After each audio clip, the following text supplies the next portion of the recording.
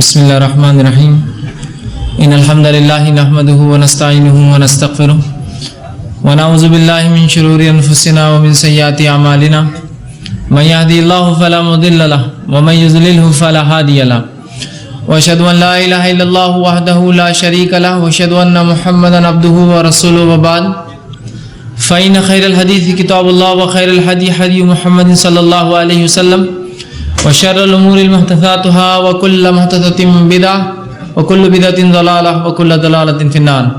أعوذ بالله من الشيطان الرجيم. الحمد لله الذي هدانا لهذا والصلاة والسلام على خاتم النبيين والمرسلين. رب اشرح لي صدري ويسر لي أمري واحلل عقدة من لساني يفقهوا قولي. وقال عز وجل في القرآن المجيد. أعوذ بالله من الشيطان الرجيم. بسم الله الرحمن الرحيم. حتى إذا فتحت یاجوج و ماجوج وهم من کل حدب ینسلون. اما بعد، تمام تعریفیں اس اللہ عز و جل کے لیے لائق و زیبا ہیں جو تمام جہانوں کا بنانے والا اور اسے پالنے والا ہے، اور درود و سلام اس کے آخری نبی محمد صلی اللہ علیہ وسلم پر. الحمدللہ ہم اس 10 روزہ کانفرنس کی 7ویں نشست سیشن میں جمع ہوئے ہیں. اس کے دوسرے حصے میں جیسا کہ آپ تمام کے سامنے اعلان کیا گیا تھا کہ علامت قیامت کے اندر میں قیامت کی بڑی نشانیوں میں سے یاجوج اور ماجوج کا خروج، اس کے تعلق سے کچھ باتیں رکھنے کی کوشش کروں گا. اس سے پہلے کہ ہم اس عنوان کی طرف بڑھیں اور یاجوج اور ماجوج کا خروج یہ کیا ہے، اس کی حقیقت کیا ہے، وہ لوگ کون ہیں، وہ ابھی کہاں ہیں، قیامت سے پہلے وہ نکلیں گے تو کیا فتنہ اور فساد مچائیں گے، مسلمان ان کے ساتھ کیا کریں گے، اس کے بعد ان کے کیا حالات ہوں گے، وہ دنیا سے کیسے ختم ہوں گے اور ان کا آخر میں کیا معاملہ ہوگا انشاءاللہ عزیز جو میں رکھوں گا. اس سے پہلے پھر ہم اس کڑی کی طرف چلے جاتے ہیں جہاں ہم نے اس سے پہلے ایک عنوان کو چھوڑا تھا. ہم نے عیسیٰ علیہ السلام کا نزول دیکھا تھا اور اس نزول کا ایک چیپٹر، ایک باب باقی تھا. وہ باب آج انشاءاللہ عزیز میں رکھوں گا آپ کے سامنے، اس لیے کہ عیسیٰ علیہ السلام جب نازل ہوں گے، آسمان سے اتریں گے، اپنی بقیہ زندگی دنیا میں گزاریں گے. آپ کے اترنے کے بعد ایک گھٹنا ہوگی، ایک واقعہ ہوگا، ایک فتنہ مچیں گا. جس طرح سے امام مہدی کے ظہور کے بعد ایک فتنہ مچیں گا جو کہ دجال ہوگا، اس دجال کے فتنے کو ختم کرنے کے لیے مسلمان دعائیں کریں گے. عیسیٰ علیہ السلام کا نزول ہوگا، عیسیٰ علیہ السلام سے قتل کر دیں گے. دجال کے قتل کرنے کے بعد ایک دوسرا فتنہ مچیں گا اور وہ عیسیٰ علیہ السلام کی زندگی میں ہی ہوگا، اور عیسیٰ علیہ السلام کی دعاؤں سے اللہ رب العزت اور مومنوں کی دعاؤں کو قبول فرمائیں گا اور اس فتنے کو ختم کریں گا.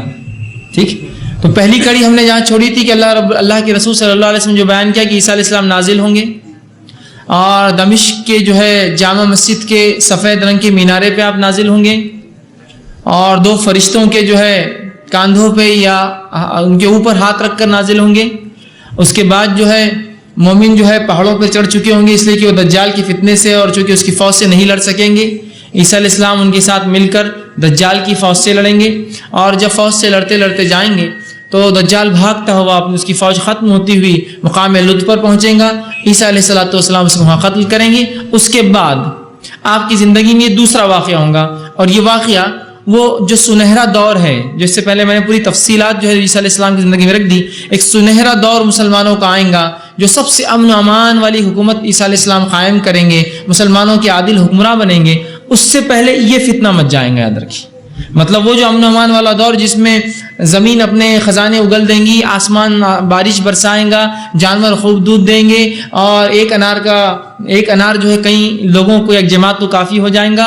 اسی طرح ایک گچھا جو ہوگا انگور کا، اسے کھا کر ایک جماعت مطمئن ہو جائیں گی. ایک جانور کا دودھ، ایک اونٹنی کا دودھ ایک بڑی جماعت، ایک گائے کا دودھ ایک خاندان، اور ایک بکری کا دودھ ایک گھر والوں کو بس ہو جائیں گا.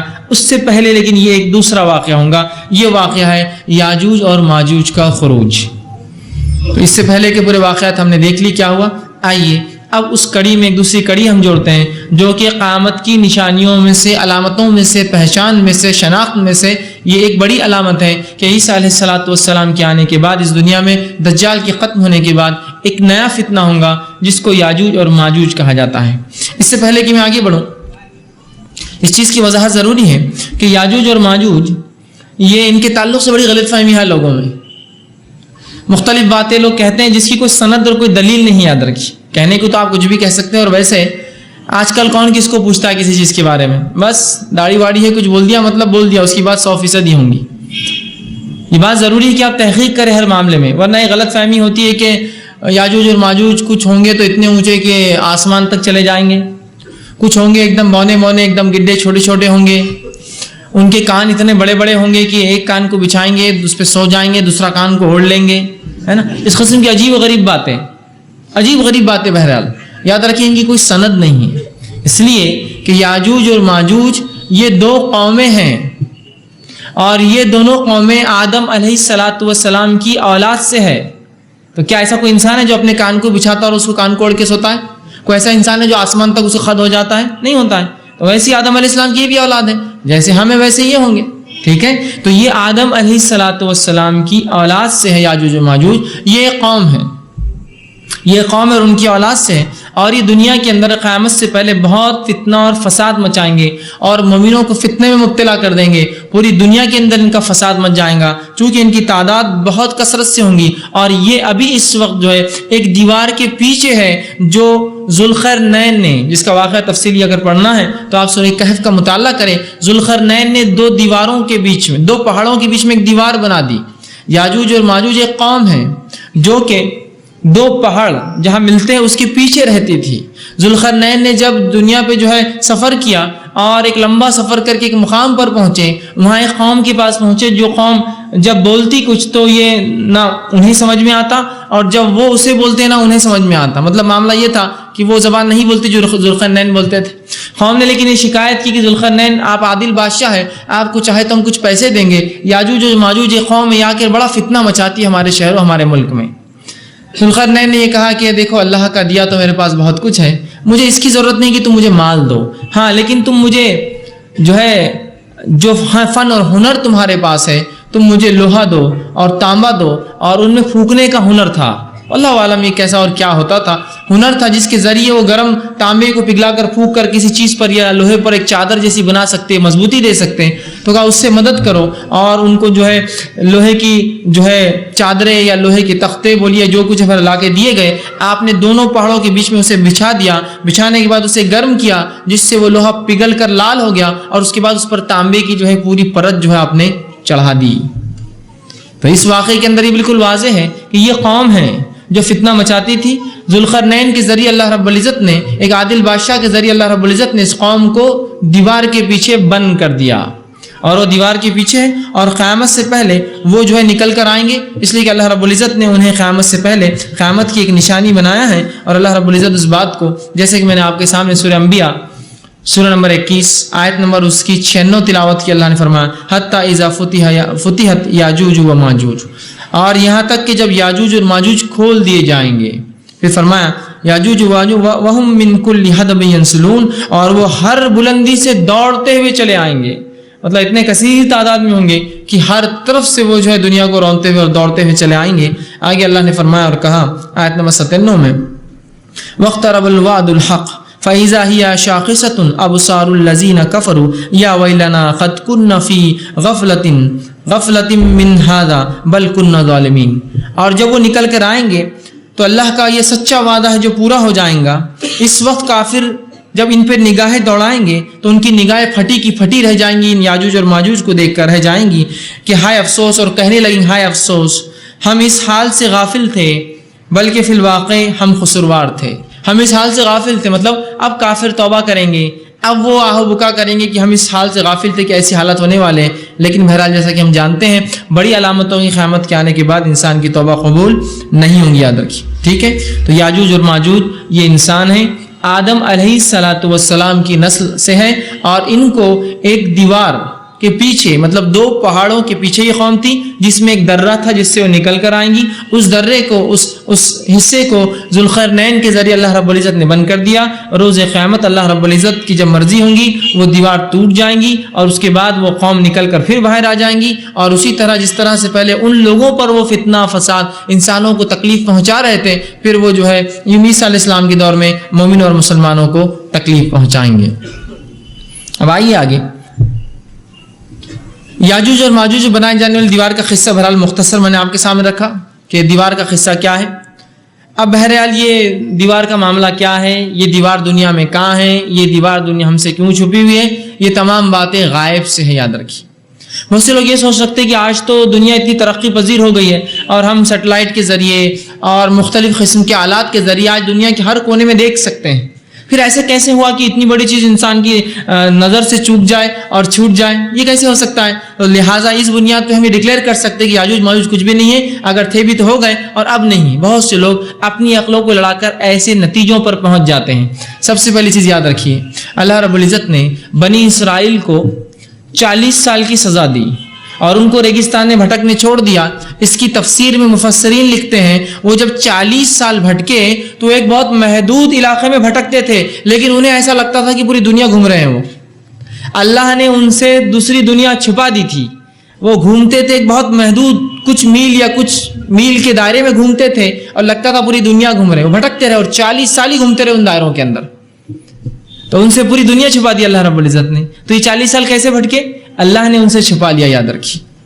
تو کیا ممکن ہے اور کیا ناممکن ہے کہ اللہ رب العزت کے لیے کوئی چیز ناممکن ہے کہ اللہ نے ویسے ہی یاجوج ماجوج کو چونکہ علامت قیامت بنا دیا ہے، قیامت کی ایک نشانی بنا دیا، ہم سے چھپا لیا ہوگا؟ عین ممکن ہے یہ بات، ٹھیک ہے؟ تو ہم خام و خواہ کی ایسی خیاس آرائیاں کر کے کہ چونکہ اب تو دنیا پوری دیکھی جا سکتی ہے اور مختلف سسٹمز کے ذریعے آج تو دنیا کے کونے کونے چپے چپے میں جو سیٹلائٹس ہوتے ہیں، ٹھیک ہے، اس کے ذریعے جو ہم دیکھ سکتے ہیں، پھر یہ کیسے نہیں دیکھ پائے؟ تو وہ اس لیے نہیں دیکھ پائے کہ اللہ رب العزت نے ان کو ہماری آنکھوں سے اوجھل کر دیا، یاد رکھیے، اور انہیں چھپا لیا، یاد رکھیے، اور روز قیامت اللہ کے حکم سے وہ نکل کر آئیں گے، یاد رکھیے۔ اتنی بات پہ ہمارا ایمان ہے اور وہ ابھی موجود ہے، اس لیے کہ ذوالقرنین ہم سے پہلے گزرے، یاد رکھیے۔ اور ذوالقرنین کے تعلق سے غلط فہمی یہ ہوتی ہے کہ وہ سکندر اعظم جو الیگزینڈر آف میسیڈونیا، سکندر جو مقدونیہ کا بادشاہ تھا، ہم سمجھتے ہیں کہ وہ سکندر اعظم، یا اس کو جو ہے لوگ سمجھتے ہیں کہ ذوالقرنین، ایسا کچھ مفسرین نے لکھ دیا۔ بہرحال یہ ان کی چوک تھی، یاد رکھیے، اس لیے کہ یہ بات تاریخ سے واضح ہے کہ سکندر مقدونیہ، الیگزینڈر دا گریٹ جس کو کہا جاتا ہے، جو میسیڈونیا کا کنگ تھا، وہ ایک کافر اور مشرک تھا۔ یہ بات ثابت شدہ ہے کہ وہ ایک کافر اور مشرک تھا اور وہ کفر پر ہی مرا۔ تو ظاہر سی بات ہے ذوالقرنین ایک عادل مومن بادشاہ تھے، یہ کوئی نبی نہیں تھے، یاد رکھیے، لیکن عادل اور مومن بادشاہ تھے جس کے ذریعے اللہ رب العزت نے قیامت کی نشانی کو ہم سے اوجھل کر دیا، ہماری نظروں سے چھپا دیا۔ تو یہ غلط فہمی بنا رہی ہے کہ وہ سکندر اعظم ہے، چونکہ آپ اس غلط فہمی رہیں گے تو پھر سکندر اعظم تو مشرک تھا۔ یہ الگ بات ہے کہ آج سے 100 سال پہلے کی تفسیروں میں جب تک اس کی شناخت نہ ہوئی تھی کہ سکندر اعظم کون ہے، تفصیلات اتنی نہیں ملی تھی، لوگ سمجھتے تھے کہ وہ توحید پرست ہے، لیکن آج واضح ہے کہ سکندر جو تھا وہ توحید پرست نہیں تھا، وہ ایک مشرک بادشاہ تھا۔ تو لہٰذا وہ سکندر یہاں مراد نہیں۔ جب میں ذوالقرنین کہوں تو یہ ذوالقرنین سورہ کہف کے ہے، اب یہ کون ہے واللہ عالم، ہم نہیں جانتے، ٹھیک ہے، لیکن بہرحال وہ ایک عادل بادشاہ تھے۔ اور ذوالقرنین جو نے کہا گیا، ان کی حکومت اتنی وسیع تھی کہ ایک کونے سے لے کر دوسرے کونے تک دنیا کی، تو اگر اس حکومت کو دیکھا جائے تو وہ اس طرح سے بنتی تھی کہ دو طرف سینگ ہو جاتے تھے اس کی، اور اتنی لمبی حکومت، اس لیے ذوالقرنین کہا جاتا ہے، ٹھیک ہے۔ لیکن یقیناً جو ہے یہ جو ہے الیگزینڈر یا جو ہے سکندر اعظم جو میسیڈونیا کا جو ہے مقدونیہ کا بادشاہ تھا، وہ اس سے مراد نہیں ہے، ٹھیک۔ تو انہوں نے جو ہے قوم کے پاس پہنچے، جس کے تعلق سے اگر تفصیلات آپ کو دیکھنی ہے تو سورہ کہف کا مطالعہ کریں، اس کی آیت نمبر 92 سے لے کر 97 میں اللہ نے پوری تفصیلات بیان کی۔ صرف اس کا ترجمہ آپ کے سامنے رکھتا ہوں۔ اللہ فرماتا ہے، پھر وہ پیچھے لگا ایک اور راہ کے، حتیٰ کہ جب وہ دونوں دیواروں کے درمیان پہنچا تو اس نے ان دونوں کی اس طرف ایک قوم کو پایا جو قریب نہ تھا کہ کوئی بات سمجھے، مطلب ان کی لینگویج اور ان کی لینگویج میل نہیں کھاتی تھی، وہ سمجھ نہیں رہے تھے ایک دوسرے کو۔ پھر اس قوم نے ان سے کہا، وہ کہنے لگے، اے ذوالقرنین، بے شک یاجوج اور ماجوج اس سرزمین میں فساد کرنے والے ہیں، تو کیا ہم تیرے لیے کچھ مال جمع کر دیں اس شرط پر کہ تو ہمارے لیے ان کے درمیان ایک دیوار بنا دے؟ اس نے کہا، میرے رب نے مجھے اس میں جو قدرت دی ہے بہت بہتر ہے، مطلب میرے پاس بہت مال و دولت ہے، بہتر ہے، چنانچہ تم میری افرادی قوت بن جاؤ، میری فزیکل ہیلپ کرو، افرادی قوت بن جاؤ، مدد کرو، میں تمہارے لیے اور ان کے درمیان ایک مضبوط باندھ باندھوں گا، ایک مضبوط دیوار آڑ باندھوں گا، تم مجھے لوہے کے تختے لا دو۔ حتیٰ کہ جب اس نے دونوں پہاڑوں کے درمیان خلا کو بھر دیا، ان تختوں سے لوہے کے کر دیا، تو کہا، اب اس میں ڈھونکنی دھواں لگاؤ، آگ لگاؤ خوب، حتیٰ کہ جب اس نے اسے آگ جیسا بنا دیا، مطلب وہ خود لوہا تف کر لال ہو گیا، آگ جیسا بن گیا، کہا میرے پاس پگھلا ہوا تانبا لاؤ کہ اس پر ڈال دوں۔ پھر وہ یاجوج اور ماجوج استطاعت نہ رکھتے تھے کہ اس پر چڑھ جائیں، اور نہ استطاعت رکھتے تھے کہ اس میں نقب مطلب سوراخ کرے، کوئی دراڑ نکالے۔ تو یہ تھا واقعہ جو سورہ کہف کی آیت نمبر 92 سے لے کر 97 میں چلا۔ تو ذوالقرنین نے، یہ ایک عادل بادشاہ تھے، اور انہوں نے جو ہے اللہ رب العزت کے حکم سے وہ دیوار بنائی، اور یہ دیوار قیامت سے پہلے یاجوج اور ماجوج توڑ دیں گے، اس لیے کہ یہ اللہ رب العزت کی ایک علامت اور نشانی ہے۔ اس کے بعد یاجوج اور ماجوج کی جسمانی کیفیتیں کیا آتی ہیں، فزیکل ان کا اپیرینس یا فزیکل ان کی کیفیت جسمانی کیا ہوں گی، اس تعلق سے جو باتیں آتی ہیں اس میں ایک جو روایت آتی ہے وہ جو ہے مجموعہ زوائد کی ایک روایت ہے۔ آپ صلی اللہ علیہ وسلم فرمایا، خالد بن عبداللہ جو ہے وہ فرماتے ہیں، روایت کرتے ہیں کہ رسول اللہ صلی اللہ علیہ وسلم ایک مرتبہ اس حال میں خطبہ دیا کہ آپ نے جو ہے جو بچھو کے کانٹے کے سبب اپنے سر مبارک کو باندھا ہوا تھا، مطلب آپ صلی اللہ علیہ وسلم کو ایک بچھو نے ڈنک مارا تھا، جس کے سبب آپ صلی اللہ علیہ وسلم جب خطبہ دینا ہے جس کی وجہ سے، تو آپ کا سر درد ہوگا شاید، تو آپ نے سر پر ایک کپڑا لپٹا ہوا تھا، آپ آئے اور ممبر پہ تشریف فرما ہوئے کھڑے ہوئے، اور آپ صلی اللہ علیہ وسلم نے ارشاد فرمایا، تم کہتے ہو کہ کوئی دشمن نہیں، حالانکہ ہمیشہ لڑائی کرتے رہوں گے۔ تم یہ سمجھتے ہو مسلمانوں کہ کوئی تمہارا دشمن اب باقی نہیں ہے، لیکن حالانکہ جو ہے تمہارے لوگ دشمن رہیں گے اور قیامت تک تمہاری لڑائی چلتی رہیں گی، حتیٰ کہ یاجوج اور ماجوج آ جائیں گے، یاجوج اور ماجوج آ جائیں گے چوڑے چہروں والے۔ اب اس کی جسمانی صفت ہے چوڑے چہروں والے، ٹھیک ہے، ان کے چہرے عام لوگوں ذرا چوڑے ہوں گے ان کی جسم، اسی طرح والے چھوٹی چھوٹی آنکھوں والے، آنکھوں کے اعتبار سے ان کی آنکھیں چھوٹی ہوں گی آنکھوں والے، اور سرخ مائل سیاہ بالوں والے، اور رنگت کے اعتبار سے سرخ ہوں گے اور جو ہے سیاہ بالوں والے، اور کالے ان کے بال ہوں گے، وہ ہر ایک بلندی سے دوڑتے ہوئے آئیں گے، ان کے چہرے گویا منڈھی ہوئی ڈھالوں کے جیسے ہیں، گویا وہ چوڑے چہرے والے ہوں گے، چھوٹی آنکھ والے ہوں گے، رنگ لال قسم کا ہوگا، بال کالے ہوں گے، اور اسی طرح ان کے چہروں کو اگر دیکھیں تو منڈھی ہوئی ڈھال، مطلب ایک ڈھال جو بالکل پلین ہو، چپٹی ہو، کس طرح دیکھیں اس طرح سے ان کے چہرے چوڑے چوڑے ہوں گے، یاد رکھیے یہ ان کی جسمانی صفتیں جو ہیں حدیث میں آئی۔ اسی طرح اب وہ جب نکلیں گے تو نکلنے سے پہلے دیوار میں سوراخ کیسے کریں گے، نکلنے سے پہلے وہ سوراخ کیسے کریں گے، تو اس کے تعلق سے جو باتیں آتی وہ یہ ہے کہ ابو ہریرہ رضی اللہ عنہ حدیث کے راوی وہ فرماتے ہیں، مسند احمد کی روایت ہے، یاجوج اور ماجوج آپ صلی اللہ علیہ وسلم نے فرمایا ہر روز اسے کھرچتے ہیں، مطلب وہ دیوار کو یاجوج اور ماجوج ہر روز کھرچتے ہیں، ٹھیک ہے۔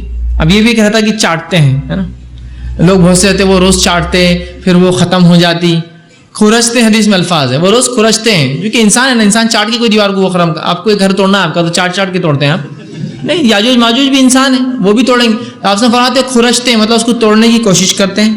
جب اس میں سوراخ کرنے کے قریب پہنچ جاتے ہیں تو ان کا سردار کہتا ہے لوٹ چلو، واپس چلو، ابھی تم کل اسے توڑنے میں کامیاب رہو گے، مطلب آج تقریباً ہو گیا کام، کل ہم اس کو توڑنے میں کامیاب رہیں گے۔ لوٹ جاتے ہیں، پھر وہ لوٹ جاتے ہیں، اللہ تعالیٰ اسے پھر پہلے سے بھی زیادہ مضبوط کر دیتا ہے، اللہ اس دیوار کو پھر وہ جو کھرچا ہوا ہے ٹوٹا ہوا حصہ مضبوط بنا دیتا ہے، اور اس کو پہلے سے بھی زیادہ اسٹرانگ کر دیتا ہے، مضبوط کر دیتا ہے مگر جب ان کی مدت پوری ہو جائیں گی، جب اللہ کی مرضی ہوگی ان کی مدت پوری ہو جائیں گی اور اللہ تعالیٰ انہیں لوگوں کی طرف بھیجنے کا ارادہ فرما دے گا، تو اس روز ان کا سردار کہیں گا لوٹ چلو، انشاءاللہ کل اس تم سوراخ کو پورا کر لو گے۔ وہ روز کہیں گا کل آئیں گے اور اس کام کو ہم پورا کر لیں گے، لیکن اس روز کہیں گا کہ لوٹ چلو انشاءاللہ، جب کل آئیں گے تو اس کو پورا کریں گے۔ ان کا سردار یہ کہتے ہوئے انشاءاللہ کے الفاظ بھی کہیں گا۔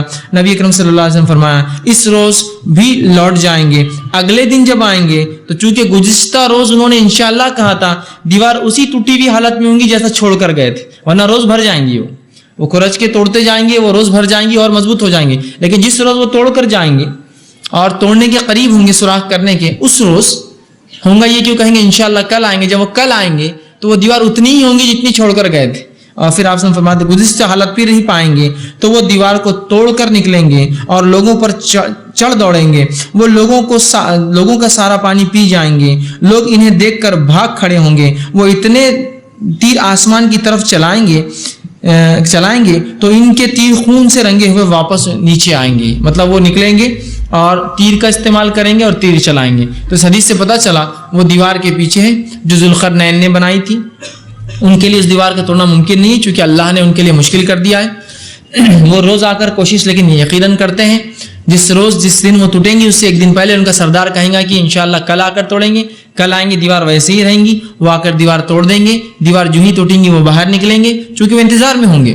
اس کے بعد وہ باہر نکلنے کے بعد ہر جگہ چڑھ دوڑیں گے, پانی ختم کر دیں گے. اس سے مراد یہ کہ ان کی تعداد اتنی زیادہ ہوں گی, یہ نہیں کہ ایک آدمی پی جائے گا, اتنی زیادہ ہوں گی کہ کثرت تعداد کی وجہ سے جہاں سے گزریں گی پانی کی قلت پڑ جائیں گی. دریا پی جائیں گے, دریا ایک آدمی نہیں بلکہ وہ قوم جب رکیں گی پورے دریا استعمال کر لیں گی, پانی کے جتنے بھی جھاڑے وہ استعمال کر لیں گے. اس لیے کہ اتنا اور تیر چلائیں گے لوگوں پر بھی اور آسمان میں بھی اتنے تیر چلائیں گے حتیٰ کہ آسمان سے تیر جو ہے خون آلود ہو کر گریں گے. واللہ عالم اس کا کیا معنی ہے چونکہ تفصیلات حدیث میں نہیں ہے, لیکن وہ اس طرح سے کریں گے. شاید یہ اللہ کی طرف سے اس کی مرضی ہوگی ان کو ایک دھوکہ دینے کے لیے. وہ کیوں, آگے بات انشاءاللہ آئیں گی. تو تیر چلائیں گے اور جو ہے سمجھیں گے کہ آسمان میں بھی لوگوں کو ہم نے قتل کر دیا, خون سے بھرے ہوئے تیر ان کے زمین پر آئیں گے. اسی طرح اس حدیث میں جو ہم نے ابھی دیکھی اس میں کچھ چیزیں واضح ہوتی ہیں. اس میں سے خاص طور سے 3-4 چیزیں جو کلیئر ہے وہ یہ ہے. پہلی چیز, اللہ تعالیٰ جو ہے انہیں رات دن مسلسل کھدائی سے منع کر رکھا ہے. مطلب اللہ تعالیٰ نے انہیں کھدائی سے منع کر رکھا ہے. وہ کھودتے تو ہے لیکن نتیجے تک نہیں پہنچتے ہیں. وہ روز کھودتے ہیں, وہ کوشش جاری ہے اپنی ان کی, لیکن اللہ ان کو نتیجے تک نہیں پہنچنے دیتا. مطلب وہ کھدائی کا فائدہ نہیں ہونے دیتا ان کو. وہ ہمیشہ کھودتے اور معاملہ دیوار پھر بھر جاتی ہے, منع کر رکھا ہے. ٹھیک ہے. اسی طرح اللہ تعالیٰ نے انہیں یہ توفیق بھی چھین لی ہے کہ وہ سیڑھی یا کسی چیز سے لگا کر پہاڑ سے اترے. یاجوج ماجوج میں یہ توفیق نہیں ہے کہ وہ پہاڑ, آپ بولیں گے 2 پہاڑ ہے, پہاڑ کے بیچ میں یہ حصہ ہے تو پہاڑ پہ سے کیوں نہیں چڑھ کے آ جاتے؟ اس لیے کہ اللہ نے انہیں توفیق نہیں دے رکھی ہے کہ وہ پہاڑ پر چڑھے. ہو سکتا ہے اللہ نے انہیں ان سے سیڑھی کی ٹیکنالوجی چھینی ہوگی چڑھنے, یا ہو سکتا ہے وہ چڑھنے کی کوشش کرتے ہوں گے لیکن وہ چڑھنے کی صلاحیت نہیں ہوں گی ان میں, اسی لیے تو پہاڑ چڑھ کے نہیں آئیں گے. ان کو توڑنا ہی کمپلسری رہے گا اور وہ 2 پہاڑ کے بیچ کا حصہ ہی اتنا کمزور ہے جس کو توڑنے کی کوشش کی جا سکتی ہے, ورنہ وہ بھی جانتے ہوں گے کہ پہاڑ اتنے بڑے کہ ان کو توڑا نہیں جا سکتا, تبھی وہ اس حصے کو جو پتلا ہے اس کو توڑنے کی کوشش کریں گے. دوسری بات یہ پتہ چلی.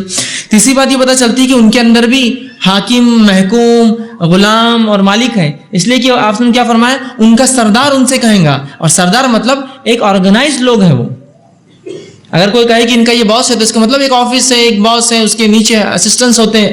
ٹھیک ہے. تو اسی طرح وہ ایک آرگنائزڈ قوم ہوں گی جن کے حاکم ہوں گے, ان کے تحت محکوم ہوں گے, کارکن ہوں گے جو کام کرتے ہوں گے. تو یہ بات بھی اس سے پتہ چلتی. اسی طرح اللہ تعالیٰ جب ایک متعین وقت پر ان کو اللہ کو چھوڑنا ہوگا تب وہ انشاءاللہ کا لفظ کہہ دیں گے جس کے بنیاد پر اللہ رب العزت انہیں جو ہے یہ چھوڑ دیں گا. اور اسی طرح جو ہے اس سے پہلے ان میں وہ صلاحیت اس دیوار کو توڑنے کی بہرحال نہیں رہیں گی. ٹھیک. تو یہ چند باتیں اس حدیث سے پتہ چلی. اسی طرح حدیث میں اور کیا تفصیلات آتی ہیں یاجوج ماجوج کے بارے میں آپ کے سامنے رکھتا ہوں, اور تمام تر حدیثیں جو اس سے پہلے گزری علامت قیامت اور تمام تر حدیثیں انشاءاللہ جو آئیں گی یہ مکمل کوشش کی گئی کہ تمام تر صحیح باتیں آپ کے سامنے رکھی جائے, یاد رکھیے. آئیے چند حدیثیں میں آپ کے سامنے رکھتا ہوں جو اس کے تعلق سے آپ صلی اللہ علیہ وسلم فرمائی. پہلی حدیث صحیح بخاری کی روایت ہے. ام المومنین جو ہے زینب بنت جہش رضی اللہ عنہا فرماتی اور کہتی ہیں آپ صلی اللہ علیہ وسلم ان کے پاس گھبرائے ہوئے تشریف لائے اور فرما رہے تھے. آپ صلی اللہ علیہ وسلم ان کے گھر میں آئے, گھبراہٹ کی حالت میں آئے, خوف جیسا انسان گھبرایا ہوا ہوتا ہے اس حالت میں آئے. آ کر کہا اللہ کے سوائے کوئی معبود برحق نہیں, عربوں کے لیے تباہی ہے. اللہ کے سوائے کوئی معبود برحق نہیں, عربوں کے لیے تباہی ہے. اس شر سے جو بہت قریب آ چکا ہے, اس شر سے جو بہت قریب آ چکا ہے. آج یاجوج و ماجوج کی دیوار میں اتنا سوراخ کھلا رہے گا. آپ نے فرمایا, راوی کہتے ہیں کہ آپ صلی اللہ علیہ وسلم نے اپنے انگوٹھے کو اس کی بعد والی انگلی سے ملایا, اتنا سوراخ انہوں نے جو ہے کر لیا ہے. آپ نے انگوٹھے اور ساتھ کی انگلی کو ملا کر ہمیں بتایا, حلقہ بنا کر بتایا کہ اتنا کر لیا ہے. زینب رضی اللہ عنہ کہنے لگی یا رسول اللہ کیا ہم اس وقت ہلاک ہو جائیں گے, کیا مطلب ہم ہلاک ہو جائیں گے ان سے؟ تو آپ صلی اللہ علیہ وسلم نے فرمایا جب کہ ہم میں نیک لوگ موجود ہوں گے. آپ صلی اللہ علیہ وسلم فرمایا ہاں جب خباثت بہت زیادہ ہو جائیں گی, اس لیے کہ نیک لوگ موجود نہیں ہوں گے. ہم ہلاک اس لیے ہوں گے کہ جب گناہ گار لوگ زیادہ ہوں گے, نیک لوگ نہیں ہوں گے. ہم میں پتہ چلا قیامت سے پہلے گناہ گار لوگ زیادہ ہوں گے, نیکوکار کم ہوں گے, اور یہی وقت ہوگا یاجوج اور ماجوج کے خروج کا. ٹھیک ہے. اسی طرح ابو سعید خدری رضی اللہ عنہ کی ایک روایت آتی ہے, یہ بھی صحیح بخاری کی روایت ہے. آپ فرماتے اور کہتے ہیں آپ صلی اللہ علیہ وسلم نے فرمایا اور کہا اللہ تعالیٰ فرمائے گا اے آدم, وہ کہیں گے اے اللہ میں حاضر ہوں. روز قیامت اللہ رب العزت آدم علیہ السلام سے کہیں اے آدم آدم علیہ السلام فرمائیں گے اے اللہ میں حاضر ہوں، تیری اطاعت پر قائم ہوں اور ساری خیر اور بھلائی تیرے ہاتھوں میں ہے. اس کی تعریف اور حمد و ثنا بڑائی کریں گے. اللہ تعالیٰ فرمائیں گے جہنم والوں کو الگ کر دو. وہ کہیں گے یا اللہ جہنمیوں کا گروہ کتنا ہے؟ آدم علیہ السلام کو ان کا جہنمیوں کو الگ کر دو. وہ کہیں گے اللہ جہنمیوں کا گروہ کتنا ہے، کون ہے اس میں جہنم میں؟ اللہ تعالیٰ فرمائیں گا ہر 1000 میں سے 999 جہنمی ہیں. مطلب انسانیت میں سے ہر 1000 میں سے 1000 میں سے 999 جہنم میں جانے والے ہیں. پرسنٹیج کے اعتبار سے 0.001%، 0.001% ہوتا ہے تعداد کے اعتبار سے. ہر 1000 میں سے ایک صرف جنت جائیں گا. آپ نے فرمایا 999 یہ وہ وقت ہوگا کہ خوف اور غم کی وجہ سے بچے بوڑھے ہو جائیں گے. قیامت کا وقت ہوگا اور قیامت اتنی سخت چیز ہے کہ جو قیامت کو دیکھیں گا وہ بوڑھا ہو جائیں گا، مطلب اتنا گھبرا جائیں گا اور ڈر جائیں گا. تو بوڑھے ہو جائیں گے، حمل والیوں کے حمل گر جائیں گے، اگر اولاد کسی کے پیٹ میں ہو تو نکل جائیں گی. تم دیکھو گے کہ لوگ مدہوش ہوں گے، حالانکہ وہ نشے میں نہیں ہوں گے، لیکن حالات کو دیکھ کر وہ اپنے آپے سے، قابو سے، کنٹرول سے، ذہن سے باہر مدہوش ہو جائیں گے. حالانکہ وہ مدہوش مطلب انہوں نے شراب نہیں بھی رکھی ہوں گی لیکن پھر مدہوش ہوں گے، بلکہ اللہ کے عذاب بہت سخت ہوں گا، اس سے یہ حالت ہو جائیں گی. پھر فرماتے ہیں صحابہ کرام رضی اللہ عنہم نے عرض کیا جو بہت سے سن رہے تھے اللہ کے رسول صلی اللہ علیہ وسلم وہ ہم میں سے ایک کون ہوگا؟ آپ نے کہا 1000 میں سے 999 جہنم میں جائیں گے تو وہ ایک جو جانے والے وہ کون ہوں گے؟ تو آپ صلی اللہ علیہ وسلم نے فرمایا خوش ہو جاؤ وہ تم میں سے ایک شخص ہوگا. مطلب دیگر قوموں میں سے باقی تم میں سے ایک شخص ہوگا اور باقی 1,000 یاجوج اور ماجوج میں سے ہوں گے. مطلب وہ ایک شخص جو جنت میں جائیں گا وہ ہم میں سے اولاد آدم میں دوسرے لوگوں سے ہوں گا اور 999 جو جہنم میں جائیں گے وہ یاجوج اور ماجوج سے ہوں گی. میں سمجھتا ہوں اس سے آپ اندازہ لگا سکتے ہیں ان کی کثرت اور تعداد کتنی ہوں گی، کوانٹٹی. کہ جنت میں جو ایک جائیں گا وہ ہم میں سے ہوں گا اور 999 وہ جانے والے ہیں ان کے پرسنٹیج سے. پھر فرمایا میں سے ہوں گے. پھر آپ صلی اللہ علیہ وسلم نے فرمایا اس ذات کی قسم جس کے ہاتھ میں میری جان ہے میں اللہ سے امید کرتا ہوں کہ تم اہل جنت کی کل تعداد کا 1/4 حصہ ہوں گے. میں اللہ کی ذات سے امید کرتا ہوں کہ تم لوگ مطلب مسلمان، ٹھیک ہے یاد رکھیے، تم مسلمان جنت کے 1/4 حصے کو بھر دو گے، مطلب 1/4 تعداد تمہاری ہوں گی جنتیوں میں. تو آپ صلی اللہ علیہ وسلم جب یہ کہا تو ہم نے خوش ہو کر بلند آواز سے اللہ اکبر کہا. تو آپ صلی اللہ علیہ وسلم نے فرمایا میں اللہ سے امید کرتا ہوں کہ تم اہل جنت کا 1/3 حصہ ہوں گے، 1/3 ہوں گے. صحابہ نے جب ہم نے خوش ہو کر بلند آواز سے اللہ اکبر کہا تو آپ صلی اللہ علیہ وسلم نے فرمایا میں امید کرتا ہوں کہ تم اہل جنت کا نصف، آدھا حصہ ہوں گے. تو امت محمدیہ ہاف جنت کو بھریں گی، نصف ہوں گے. ہم نے پھر خوشی سے بلند آواز میں کہا، صحابہ کہتے ہیں اللہ اکبر کہا تو آپ صلی اللہ علیہ وسلم نے فرمایا تم لوگوں میں سے اس طرح ہو جیسے ایک سفید بیل کے جس میں سیاہ بال ہو. مطلب اس امت کی حالات دیگر امتوں کے مقابلے ایسی ہے جیسے ایک سفید بیل کی آنکھ پہ ایک سیاہ بال ہو، کالا دکھتا ہے کیا، کتنے کم ہوتے ہیں. اب یہ تعداد جنتیوں کے مقابلے میں کہی جا رہی ہے یا یہ تعداد یاجوج و ماجوج کی تفصیلات بہرحال نہیں، لیکن آپ نے فرمایا کہ تم سیاہ بال کے مانند ہو، یا پھر یوں فرمایا کہ تم سیاہ بیل کے اندر سفید بال کے مانند ہو. جیسا ایک جانور کا پورا جلد پورے بال کالے ہو اور ایک بال صرف اس کا اگر سفید ہو دکھیں گے آپ کو نہیں، اس مانند ہم ہیں. بہرحال تو یہ چند باتیں حدیث کے اندر آپ صلی اللہ علیہ وسلم فرمائیں. اسی طرح آپ فرماتے اور کہتے بال ہو، پھر فرمایا آپ صلی اللہ علیہ وسلم نے اسی طرح جو ایک اور حدیث فرما کہا، صحیح مسلم کی روایت ہے، وہ اسی حال میں ہوں گے کہ اللہ تعالیٰ عیسیٰ ابن مریم کو بھیجیں گا. قیامت سے پہلے جب مسلمان جو ہے برے حالت میں ہوں گے، پریشان حال میں ہوں گے، یاجوج اور ماجوج نکلیں گے، آپ فرماتے وہ اسی حال میں ہوں گے حتیٰ کہ اللہ تعالیٰ عیسیٰ علیہ السلام کی طرف وہی نازل کریں گا، فرمائیں گا کہ میں نے اپنے کچھ ایسے بندے نکالے ہیں. مطلب عیسیٰ علیہ السلام آ جائیں گے، دجال کو مار دیں گے، اس کے بعد مسلمان راحت لے رہے ہوں گے، تب اللہ رب العزت بذریعے وہی عیسیٰ علیہ السلام کو بتا دیں گا کہ میرے کچھ بندے میں چھوڑ رہا ہوں جو یاجوج اور ماجوج ہیں. تو اس طرح وہی نازل فرمائیں گا کہ میں نے اپنے کچھ ایسے بندے نکالے ہیں جن سے لڑائی کرنے کی کسی میں طاقت نہیں ہے. تو عیسیٰ علیہ السلام کو اللہ پہلے بیان کر دیں گا ان سے لڑنے کے چکر میں نہ جانا، تمہاری طاقت و استطاعت نہیں ان سے لڑنے کی. تو اللہ فرما دیں گا وہی کے ذریعے کہ نہیں ہے، اور آپ میرے بندوں کو لے کر کوہ طور کی طرف چلے جائیں. اور اللہ کہیں گا کہ آپ میرے بندوں کو لے کر کوہ طور، پتہ ہے آپ کو کوہ طور یہ وہ پہاڑ ہے جہاں اللہ رب العزت نے موسیٰ علیہ السلام سے بات کی تھی، ٹھیک ہے. اور اگر اس علاقے کو کسی نے مشاہدہ کیا ہو، آپ دیکھ سکتے ہو سینا کا جو علاقہ ہے جہاں طور پہاڑ ہے وہ مکمل پہاڑی علاقہ ہے اور پورا علاقہ اونچا ہے، پتھریلا اور پورا اونچا، مطلب درے ہے اور پورے پہاڑ کے بعد دوسرا پہاڑ، تیسرے کے بعد چوتھا پہاڑ، چوتھے کے بعد پانچواں پہاڑ، بس پورے پہاڑ اور بیچ میں درے اور کچھ پانی، کبھی بارش آ گیا تو اس میں سے بہتا ہے. تو اس طرح سے حکم ہوگا کہ پہاڑوں کی طرف جاؤ. وہ اس لیے کہ یاجوج و ماجوج کے واقعہ ہم اس سے پہلے دیکھ چکے ہیں. وہ پہاڑ پر چڑھنے کی صفت نہیں ہوں گی، اسی لیے تو نکل کر نہیں آئیں گے، توڑ کر آئیں گے دیوار. تو یہاں بھی اللہ کہیں گا پہاڑوں پر چلے جاؤ، اس لیے کہ ان میں پہاڑوں پر چڑھنے کی صفت نہیں ہوں گی. اس حدیث سے کیا پتہ چل رہا ہے؟ وہ پہاڑوں پہ نہیں چڑھ سکتے ہوں گے، اسی لیے تو تب بھی وہ دو پہاڑوں کے بیچ میں بند ہے، نکل نہیں پا رہے ہیں. وہ توڑ رہے ہیں لیکن چڑھ نہیں رہے. یہاں بھی اللہ کیا حکم دے رہا ہے عیسیٰ علیہ السلام کو؟ پہاڑوں پہ چلے جاؤ. تو ان دو حدیثوں سے یہ بات سمجھ میں آتی ہے شاید کہ وہ پہاڑ چلنے کی صفت ان میں نہیں ہوں گی، ماؤنٹین کلائمبنگ ان کو نہیں آئیں گی، یا ان پر اللہ نے حرام کر رکھا ہوگا، یا پتہ نہیں اس کے پیچھے اور کیا وجوہات ہوں گی، یا وہ اتنے سائنس اور ٹیکنالوجی میں ڈیولپ نہ ہوئیں گے کہ وہ اتنے آسانی سے اس کو چڑھ جائے. بہرحال جو وجوہات بھی رہیں گی طرف چلے جائے. اسی طرح صحیح مسلم کی روایت ہے، آپ صلی اللہ علیہ وسلم فرمایا اور کہا اللہ تعالیٰ یاجوج اور ماجوج کو بھیجے گا، وہ ہر بلندی سے دوڑتے بھاگتے ہوئے آئیں گے. ہوتا ہے نا زمین اونچی اور نیچی ہوتی ہے، تو ہر بلندی سے دوڑتے بھاگتے ہوئے آئیں گے. ان کا پہلا گروہ جب جھیل تبریہ، سی آف گیلیلی جو ہے، یہ فلسطین کے علاقے میں ایک دریا ہے جس کے تعلق سے دجال نے بھی پوچھا تھا، وہی دریا ہے. تو جھیل تبریہ سے گزرے گا تو اس کا سارا پانی پی جائے گا. جب اس کا آخری گروہ وہاں سے پہنچے گا تو کہیں گا یہاں کبھی دریا ہوا کرتا تھا. مطلب اتنی تعداد میں ہوں گے کہ جب ان کے لوگ گزر رہے ہوں گے اس ایک دریا کے پاس سے، تو جب پہلا گزریں گا تو پانی سے دریا بھری ہوں گی، جب آخری آئیں گا تو دریا کیا ہوں گی، مانو سوکھ جائیں گی، اور وہ پہلا آخری کہیں گا یہاں دریا ہوا کرتی تھی پہلے، مطلب اب نہیں ہوں.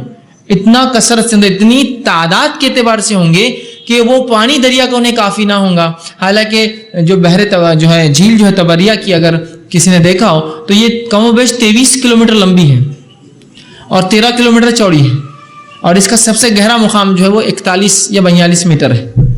تو پھر بھی پانی کے اعتبار سے بہت کثیر تعداد میں پانی ہوتا ہے، اتنا پانی کہ 23 کلومیٹر اور 13 کلومیٹر کی چوڑائی سے اتنی بڑی ہے. لیکن تعداد اتنی ہوں گی ان کے گروہ کی کہ ایک جتھا گزرنے کے بعد دوسرا، تیسرا، جب آخری گروپ آئیں گا تو بولیں گے پانی، اب بولتے ہیں نا پیچھے، ارے وہاں پانی ہے چلو. اب آپ سمجھ لیجیے کسی جگہ سے گزر رہے ہیں، ایک دم اچانک کسی ایک محلے میں بہت لوگ آ گئے، پانی کا انتظام تھا. اب لوگ زیادہ آئیں گے تو کیا ہوتا ہے، مشہور تو ہوتا ہے پانی آ جاؤ، لیکن وہ آتا ہے ختم ہو گیا، تھا یہاں پانی. تو اسی طرح وہ اتنے ہوں گے کہ ایک جب گزر کے گروہ اور جتھے جائیں گے دریا کے پاس سے تو آخری آئیں گا تو کہیں گے دریا تھا، مطلب ختم ہو گیا. اتنا وہ جو ہے وہ کریں گے. اسی طرح جھیل تبریہ کو جو ہے وہ ختم کر دیں گے، ٹھیک، اور اتنا جو ہے وہ کثیر تعداد ہوں گے. اسی طرح اس کے بعد آپ صلی اللہ علیہ وسلم فرمایا، ٹھیک، اس کے بعد آگے آپ فرما رہے ہیں، صحیح مسلم کی حدیث یہ پھر یاجوج و ماجوج چلتے چلتے جبل خمر تک پہنچ جائیں گے. ٹھیک، وہ ایک جو ہے ایک علاقہ ہے، وہاں بتایا جائے جبل خمر ایک علاقہ ہے، وہاں تک وہ پہنچ جائیں گے. اب وہ کہیں گے ہم نے زمین والوں کو تو قتل کر دیا. مطلب جب وہ چل رہے ہوں گے وہ مکمل طور سے دنیا میں تباہی مچاتے ہوئے چل رہے ہوں گے، فتنہ اور فساد، انسان اور نسل اور جانور اور جنگل اور چرند اور پرند اور ندی اور نالے سب ختم کرتے ہوئے، برباد کرتے ہوئے. کمپلیٹلی ایک ایسی فورس ہے یہ جو ڈسٹرکشن کے لیے بنی ہوئی ہے، صرف نقصان کے لیے بنی، سب توڑتے ہوئے جائیں گے.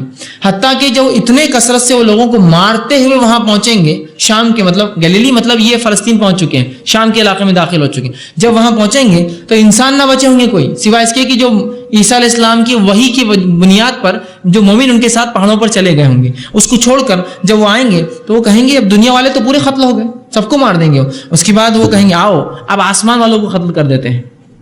اور اس کے بعد وہ اپنے تیر آسمان کی طرف چلائیں گے، چلانا شروع کریں گے تو اللہ تعالیٰ ان کے تیروں کو خون کا رنگ دے دیں گا، اور پھر وہ خون رنگ کے ساتھ وہ نیچے گریں گے. جب وہ تیر کو خون لگ کر آئیں گا تو کہیں گے زمین والوں کو بھی فتح کر لیا، آسمان والوں کو بھی ہم نے فتح کر لیا، مطلب ان کو بھی ہلاک کر دیا. اللہ یہ ان کو صرف بدگمانی، خوش فہمی کے لیے ایسا کر دیں گا، تیر کو رنگ لگا کر لال جو خون دکھیں گا نیچے گرا دیں گا تو وہ کہیں گے اب ہم نے دنیا کو بھی فتح کر لیا اور آسمان والوں کو بھی ہم نے ہلاک کر دیا اور اس کو بھی فتح کر لیا. تو خون سے رنگیں گا. اللہ تعالیٰ کے نبی عیسیٰ علیہ السلام اور ان کے ساتھیوں کا محاصرہ کر لیا جائے گا. اب جو تھوڑے انسان بچے ہوں گے، جو خالص مومن ہوں گے، جو عیسیٰ علیہ السلام کی صدارت میں اور ان کی جو ہے خلافت کے اندر جو ہے پہاڑوں پر جو اللہ کے حکم کے تحت چڑھ چکے ہوں گے، وہ ان کا محاصرہ کر لیں گے، گھیر لیں گے. اس سے بات پھر پتہ چل رہی ہے کہ وہ پہاڑوں پر چڑھنے کی صفت نہیں ہوں گے، ان میں گھیر کے رکے رہیں گے پہاڑ کے انتظار میں، اور یہ پہاڑوں پر چڑھے ہوں گے اور قلعے ہوں گے پہاڑوں پر، یا مختلف قلعوں میں ہوں گے یہ بہرحال. تو ان کے اور اس میں ایک روایت میں یہ بھی آتا ہے کہ جو شخص پہاڑ پر اور قلعوں میں نہ جائیں گا یہ ان کے فتنوں میں آ جائیں گا. تو اس سے پتہ چلا ان میں چڑھنے کی صلاحیت نہیں، اس لیے قلعوں پہ بھی نہیں چڑھیں گے اور پہاڑ پہ بھی نہیں چڑھیں گے وہ. ٹھیک ہے، تو اسی طرح عیسیٰ علیہ السلام ساتھیوں کو محاصرہ کر لیا جائے گا، حتیٰ کہ بیل کا سر ان کے لیے اس سے بھی قیمتی ہو جائے گا جیسے آج تم میں سے کسی کو 100 دینار مل جائے۔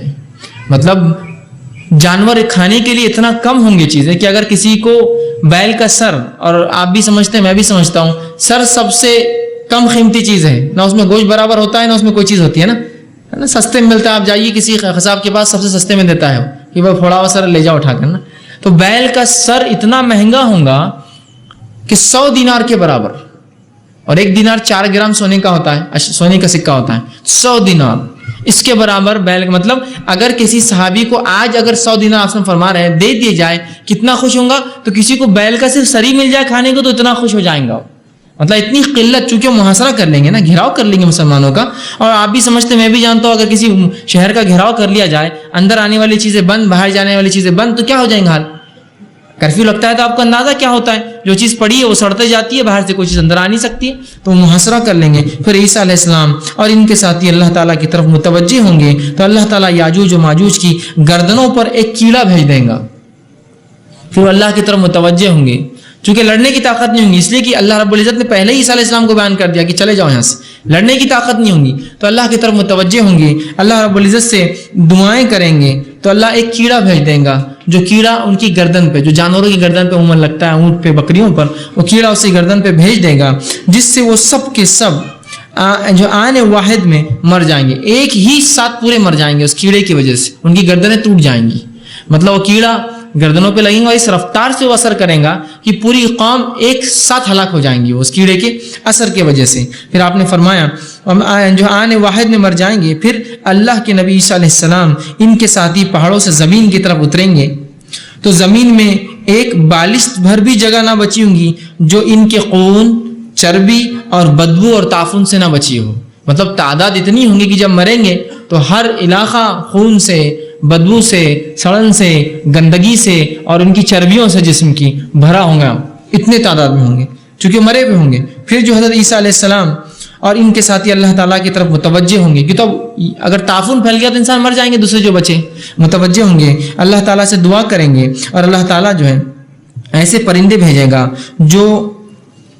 جن کی گردنیں، جو 2 کوہان والا اونٹ ہوتا ہے جس کو پیٹھ میں 2 حصے ہوتے ہیں، اس کے مانند، مطلب بہت صحت مند موٹی موٹی ایسی گردن والے جانور آئیں گے، پرندے آئیں گے، اور وہ پرندے آ کے کوہانے والے بڑے اونٹوں کی گردنوں کی طرح ہوں گی، ان کی گردنیں، جانور مطلب اتنے بڑے ہوں گے وہ پرندے جن کی گردن اونٹ کی گردن کی اتنی ہوں گی، وہ آئیں گے، وہ ان کی لاشوں کو اٹھا کر جہاں اللہ تعالیٰ مرضی ہوں گی وہاں پھینک دیں گے، پھر وہ آئیں گے ان کی لاشوں کو اٹھائیں گے، لے جا کر جو ہے کسی گڑھے میں یا کسی جگہ جہاں اللہ چاہیں گا پھینک دیں گے، پھر اللہ تعالیٰ ایک ایسی بارش برسائیں گا جس سے مٹی، گارے، اون اور بالوں کے تمام گھر تباہ ہو جائیں گے، ایک بارش برسیں گی آسمان سے جس سے وہ بارش ایسی ہوگی کوئی گھر اس کو برداشت نہ کر سکیں گا، ہر گھر اس سے تباہ ہو جائیں گا، ہر گھر اس سے برباد ہو جائیں گا، وہ بارش سارے زمین کو دھو کر چکنی اور سپاٹ بنا دے گی، مطلب بارش ایسی ہوگی کوئی چیز اونچی نہیں بچیں گی، ہر چیز جو ہے گر جائیں گی اور چکنی اور سپاٹ، بالکل فلیٹ بن جائیں گی، زمین سپاٹ بنا دیں گی۔ پھر زمین سے کہا جائے گا کہ اپنے پھل اگاؤ، جب چکنی اور سپاٹ کچھ نہیں بچے گا زمین پر، اس کے بعد پھر وہ فراوانی آئیں گی جو واقعات عیسیٰ علیہ السلام کے دور میں نے بہت تفصیلات رکھے تھے کیا کیا ہوگا، اس حدیث میں مختصر سن لیجئے۔ پھر فرمایا پھل اگائیں گی اور اپنی برکت کو لوٹ آئیں گی، اس وقت ایسی برکت ہوگی کہ ایک انار پوری جماعت کے لیے کافی ہو جائے گا، انار کا جو کھول ہوگا، خالی حصہ ہوگا، اتنا بڑا ہوگا کہ ایک جماعت بارش سے بچنے کے لیے اس کے سائے میں بیٹھیں گی، اتنی برکتیں ہوں گی کہ ایک انار اتنا بڑا کہ لوگ بارش سے بچنے اس کے سائے میں بیٹھیں گے۔ دودھ میں اس قدر برکت ڈالی جائے گی کہ دودھ دینے والی اونٹنی ایک بڑی جماعت کے لیے کافی ہو جائے گی، دودھ دینے والی گائے ایک پورے قبیلے کے لیے کافی ہو جائیں گی، دودھ دینے والی بکری ایک پورے گھرانے کے لیے کافی ہو جائیں گی۔ ایسی برکتیں پھلوں میں اور ایسی برکتیں دودھ کے اندر کافی ہو جائیں گی۔ اسی حال میں اللہ تعالیٰ ایک پاکیزہ ہوا بھیجیں گا، یہی حالت ہوں گی، فراوانی ہوں گی، پاکیزہ ہوا چلیں گی، یہ پاکیزہ ہوا بھیجے گا، وہ انہیں بغلوں کے نیچے سے پکڑے گی، مطلب وہ ہوا جو آئیں گی جب بغلوں کے نیچے سے، اس کا کیا معنی واللہ معلوم، لیکن جو بات سمجھ میں آ رہی وہ یہ ہے کہ بغل سے نکل کر آئیں گی اور مومن اس کو سونگیں گے۔ اب یہ اس لیے ہے کہ اس کے طرف متوجہ ہونے کے معنی میں کہ بغل کی طرف دیکھ کر سونگیں گے یا اس طرف سے آئیں گے، تو بغلوں سے اسے جو ہے اس کے نیچے سے پکڑیں گی، اور ہر مومن مسلمان جو اس ہوا کو سونگے گا اس کو موت آ جائیں گی. ایک ہوا چلیں گی جو بہت خوشبودار اچھی ہوا ہوں گی اور پاکیزہ ہوا ہوں گی, اور جو انسان اس کو سونگے گا اور مسلمان ہوگا اور مومن ہوگا وہ جو ہے اس کی روح قبض ہو جائیں گی, وہ وہیں مر جائیں گا. زمین پر اس وقت صرف شریر لوگ باقی رہیں گے. ابھی عیسیٰ علیہ السلام کے بعد کی بات ہے, یاد رکھیے, اینڈ ٹائمز, کہ عیسیٰ علیہ السلام چلے گئے, پھر اب برائی آنے والی پھر سے. اچھائی چونکہ عیسیٰ علیہ السلام 40 سال چلے گئے, اس کے بعد یہ ہوگا کہ پھر ایک ہوا چلیں گی, اور عیسیٰ علیہ السلام کے جانے کے بعد وہ ہوا جو مومن اس کو سونگے گا اس کو موت آ جائیں گی, وہ مر جائیں گا, اور اس کے بعد صرف جو شر اور فتنے والے لوگ ہوں گے وہ بچ باقی رہ جائیں گے, جو گدھوں کی طرح علانیہ سڑکوں پر مباشرت کریں گے, گدھوں کی طرح, جانوروں کی طرح جو ہم بستریاں سڑکوں پر کریں گے, یا زنا جس کو بولیں گے, سڑکوں پر آ کر کریں گے, جو معاشرت کریں گے, انہی لوگوں پر قیامت قائم ہوں گی. ایسے ہی لوگوں پر اللہ فرماتا ہے قیامت پھر آئیں گی. تو یہ تھا کچھ تبصرہ یاجوج اور ماجوج, ان کے آنے کا جو باتیں سے پتہ چلی وہ یہ ہے, مومن یاجوج ماجوج سے لڑ نہیں سکتے.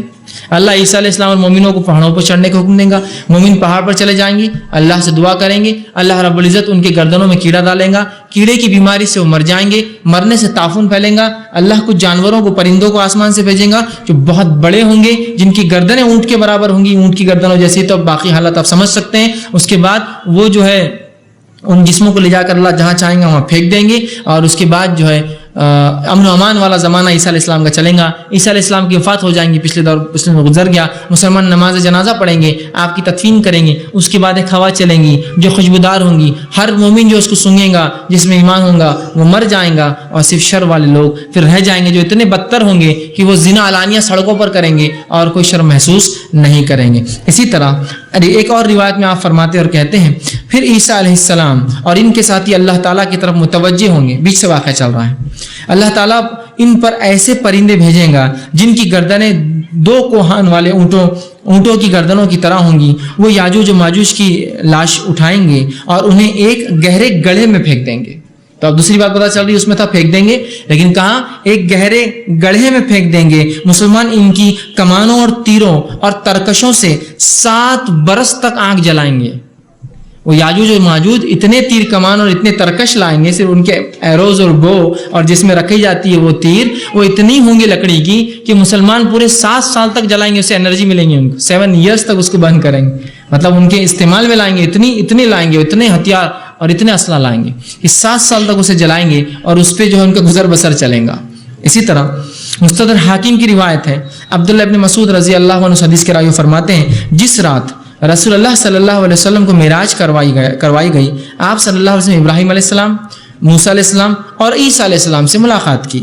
تو انہوں نے قیامت کا ذکر کیا تو سب نے یہ بات حضرت عیسیٰ علیہ السلام کی طرف لوٹا دی.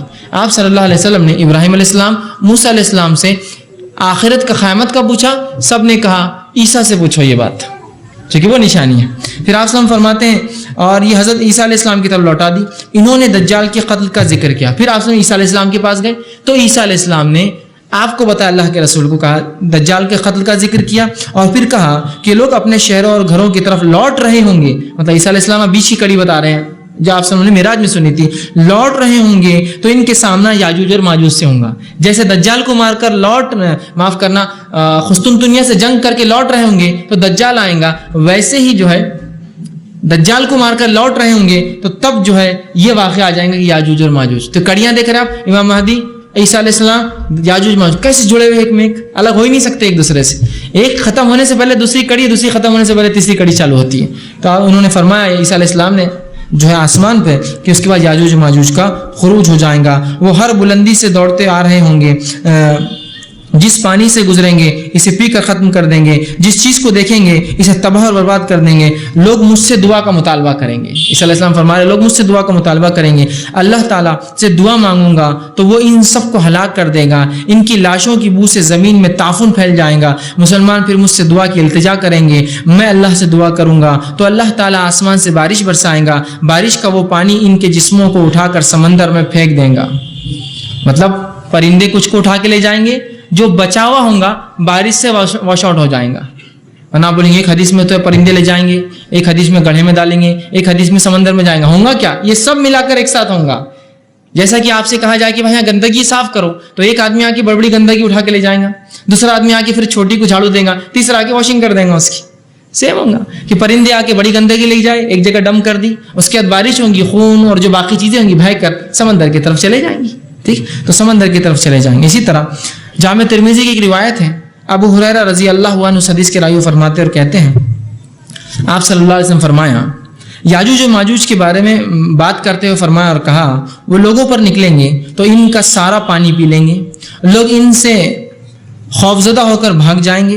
یاجوج اور ماجوج اپنے تیر آسمانوں کی طرف چلائیں گے تو وہ خون سے رنگے ہو کر واپس آئیں گے.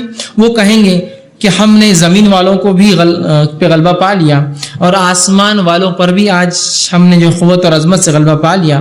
اور پھر وہ کہیں گے اللہ تعالیٰ ان کی گردنوں میں ایک کیڑا بھیج دے گا جو ان سب کو ہلاک کر دے گا. اس ذات کی قسم جس کے ہاتھ میں محمد صلی اللہ علیہ وسلم کی جان ہے, آپ فرما رہے اللہ کے رسول جان ہے, زمین کے جانور ان کا گوشت کھا کھا کر سیر ہوں گے اور موٹے تازے ہو جائیں گے.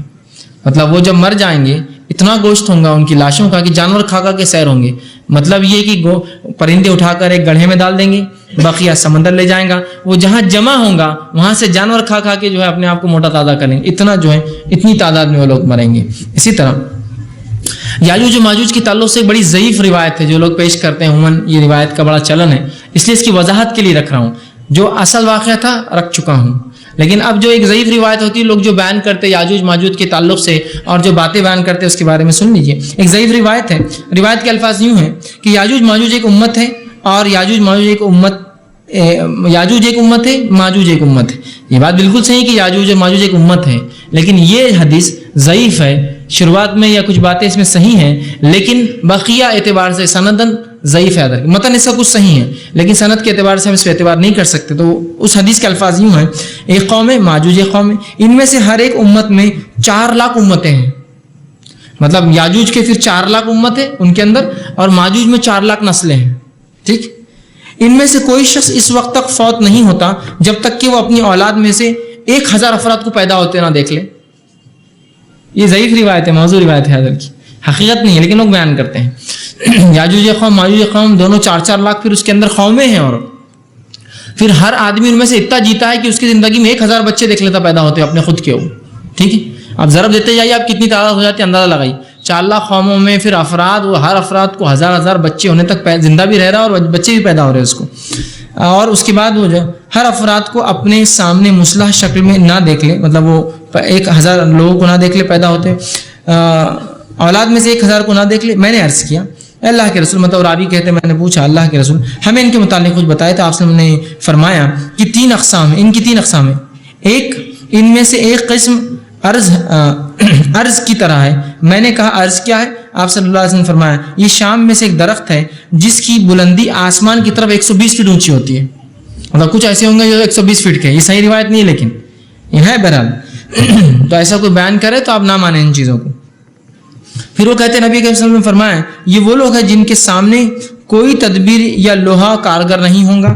ان میں سے ایک قسم ایسی ہے جو اپنا ایک کان زمین پر بچھا کر دوسرے کان پر بدن پہ ڈال کر سوتی ہے. جو بات مشہور ہے وہ اسی ضعیف روایت سے ہے. ٹھیک ہے, لپیٹ لے گی. وہ جس کے پاس سے گزریں گے اسے کھا جائیں گے, چاہے وہ ہاتھی ہو, وحشی جانور ہو, اونٹ ہو یا خنزیر ہو. یاجوج و ماجوج میں سے جو کوئی مر جاتا ہے وہ انہیں اپنے آپ کو بھی کھا جاتے ہیں, مرے ہوئے انسان کو بھی کھا جاتے ہیں. ان کے لشکر کا اگلا حصہ شام میں ہوگا تو آخری حصہ خراسان میں ہوگا. وہ مشرق کے سب دائروں کا اور بحر طبریہ کا پانی پی جائیں گے. تو دیکھیے یہ روایت کچھ الفاظ تو ٹھیک ہے بحر طبریہ کا پانی پئیں گے وہ قوم ہے, لیکن عموماً یہ روایت صحیح نہیں ہے کہ اتنے لمبے 120 فٹ کے. کیا انسان 120 فٹ کے ہوتے ہیں؟ نہیں, تو یہ بھی آدم کی اولاد ہے, وہ بھی یقیناً اتنے لمبے نہیں ہو سکتے. تو ایک ضعیف روایت ہے جو مشہور ہے, اس کی وضاحت کری گئی. اسی طرح یاجوج و ماجوج کی ہلاکت, کچھ باتیں تو آ گئی ہلاکت کی پچھلی روایتوں میں, لیکن وہ حدیثوں کے معنی. اب میں خاص طور سے ہلاکت کی سیکوینس کیا ہوں گی وہ رکھتا ہوں. پہلی چیز یاجوج و ماجوج کے تعلق سے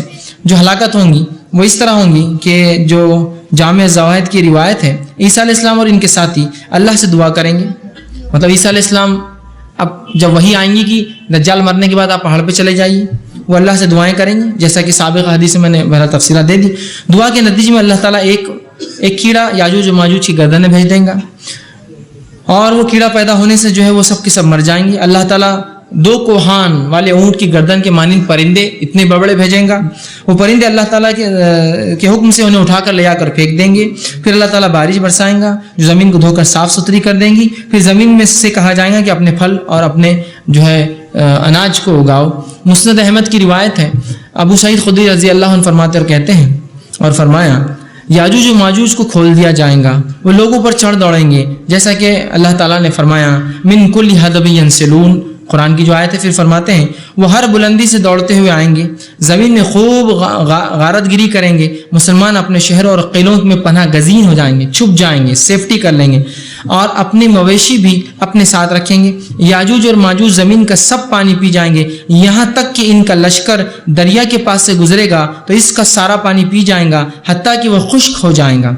जब इनका एक दूसरा गुरुह वहां पहुंचेगा तो कहेगा इस जगह कभी पानी हुआ करता था। फिर आप सल्लल्लाहु अलैहि वसल्लम ने फरमाया जब जमीन के सब लोग शहरों या पनाह गाहों में महसूर अपने आप को मुहसरा कर लेंगे, किलों में या पहाड़ों पर हो जाएंगे, तो याजूज और माजूज से एक शख्स कहेगा ज़मीन वालों पर तो हमने फतेह हासिल कर ली, फारिग हो गए, अब आसमान वालों पर भी फतेह हासिल करते हैं। फिर इनका एक शख्स अपना तीर आसमान में चलाएगा लहर, और वो तीर जो है नेज़ा लहराएगा और इसे आसमान की तरफ उछाल देगा और वो खून से जो आलूदा होकर वापस आएगा। ये अल्लाह ताला की तरफ से इनके लिए आजमाइश होगी, मतलब अल्लाह उनको फितने में डालेंगे इसके ज़रिए। इसी हालत में अल्लाह ताला इन पर एक कीड़ा भेज देगा जो इनकी गर्दनों में पैदा होगा, इसके असर से ये सब मर जाएंगे और इनकी आहट तक सुनाई न देंगी, मतलब इतने आसानी से मरेंगी इनकी आहट भी सुनाई न देंगी। मुसलमान कहेंगे कि है कोई ऐसा शख्स जो हमारी खातिर अपनी जान खतरे में डाल के जाके देखे ये वाकई मरे या चुप चुप ढोंग कर रहे हैं।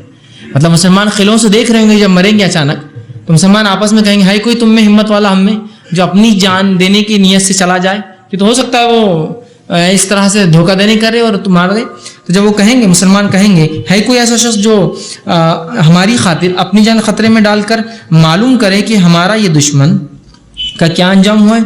आप सल्लल्लाहु अलैहि वसल्लम ने फरमाया फिर अहले इस्लाम में से एक शख्स मरने की तैयारी करेगा, मतलब अब उसको मालूम है जाऊंगा तो मर जाऊंगा, करेगा और उठेगा, वो अपने किले से नीचे उतरेगा, मतलब किले के दरवाजे नहीं खोलेंगे कोई, किले से वो नीचे उतरेंगे, मतलब रस्सी के जरिए जो भी जरिए नीचे उतरेंगे, उतर कर देखेगा तो इन सब के ऊपर जो है ये सब मरे हुए होंगे और कीड़ा पड़ा हुआ होगा और मरे हुए होंगे।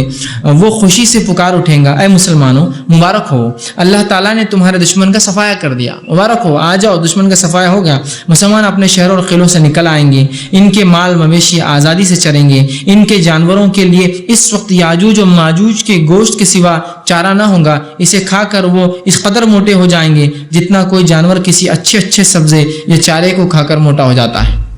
मतलब इस तादाद में मारे जाएंगे और ये हालात होंगी, मुसलमान घिरे हुए होंगे और अल्लाह कीड़ा देगा और फौज उनकी बर्बाद होंगी। एक मुसलमान जाकर देखेगा और अल्लाह ताला ने उनको जो है उस फितने से नजात दे दी होंगी। इसी तरह की रिवायत में आता है और अबू सईद खुदरी रज़ी अल्लाह अन्हु इस हदीस के रावी वो कहते हैं और फरमाया याजूज और माजूज ज़मीन में मौजूद हर शख्स को हलाक कर देंगे, जो किले में ना होगा, ईसा अलैहिस्सलाम के साथ ना होगा, शहर में बंद ना होगा, मार डालेंगे। सिर्फ वही बचेगा जो किले में पनाह गजीर होंगे। जब याजूज और माजूज ज़मीन वालों की हलाकत से फारिग हो जाएंगे तो आपस में एक दूसरे से कहेंगे कि अब सिर्फ वही लोग जो बचे हैं जो किलों में हैं या आसमान वाले रह गए हैं, वो अपने तीर आसमान की तरफ चलाएंगे तो वो खून से आलूदा होकर वापस आएंगे। वो कहेंगे तुमने आसमान वालों को भी राहत हासिल कर ली, मतलब उनको भी मार दिया, अब सिर्फ वही लोग रह गए जो किलों के अंदर बंद है, वो छुपे हुए हैं। ये इनका मुहासरा कर लेंगे हत्ता कि इनके लिए मुहासरे की मुश्किलात बहुत बढ़ जाएंगी, मतलब अंदर वाले लोग बहुत परेशानी में होंगे। अभी वो इसी सोच विचार में होंगे कि अल्लाह ताला इन पर एक कीड़ा मुसल्लत कर देगा, मतलब मुसलमान सोच विचार में होंगे, मुसल्लत कर देगा जो इनकी गर्दनों में पैदा होगा और इनकी गर्दनों को तोड़ डालेगा, एक दूसरे पर गिरेंगे और मर जाएंगे। ईसा अलैहिस्सलाम इनके साथियों में से एक कहेगा काबे के रब ने इन्हें कत्ल कर दिया। बाज दूसरे लोग कहेंगे नहीं ये हमारे साथ धोखा कर रहे हैं, मतलब ये धोखा कर रहे हैं, मरे नहीं हैं, ताकि हम इनकी तरफ निकले और ये हमें भी इस तरह हलाक कर दे जिस तरह इन्होंने हमारे भाइयों को हलाक कर दिया है। वो कहेंगे तुम मुझे किले के दरवाज़ा खोल दो, मैं बाहर जाकर इनकी खबर लाता हूँ। एक शख्स कहेंगे मैं जाकर लाता हूँ, वही शख्स जो पहले आ चुका है तफसीलात, वो कहेंगे कि हम खोलेंगे नहीं। वो कहेंगे अच्छा मुझे कोई रस्सी दो, मैं फिर रस्सी के जरिए नीचे उतर के जाकर देखता हूँ। फिर वो शख्स जाकर देखेगा, फिर कहेगा मुबारक हो, अल्लाह ने तुम्हारे दुश्मन को तुम्हारे लिए हलाक कर दिया। اب یہ بات یاد رکھیے، یاجوج اور ماجوج سے مسلمانوں کی کوئی لڑائی نہیں ہوگی، اس لیے کہ ان سے لڑائی کرنے کی طاقت مسلمان رکھتے ہی نہ ہوں گے۔ عیسیٰ علیہ السلام کو اللہ پہلے بتا دیں گے وحی کے ذریعے، تم نیک بندوں کو لے کے پہاڑوں پر چلے جاؤ۔ اسی طرح یاجوج اور ماجوج کے مرنے کے بعد بھی حج اور عمرہ باقی رہیں گا، مطلب ابھی کعبہ برباد نہیں ہوا ہوں گا، اس کے بعد بھی رہیں گا۔ اور اس کے تعلق سے آپ صلی اللہ علیہ وسلم کی حدیث صحیح بخاری کی، خروج یاجوج و ماجوج کے بعد بھی بیت اللہ شریف کا حج اور عمرہ کیا جائے گا، ٹھیک۔ اس کے بعد بہرحال کسی وقفے میں پھر وہ تباہ اور ہلاک اور برباد ہوں گا۔ اب اسی طرح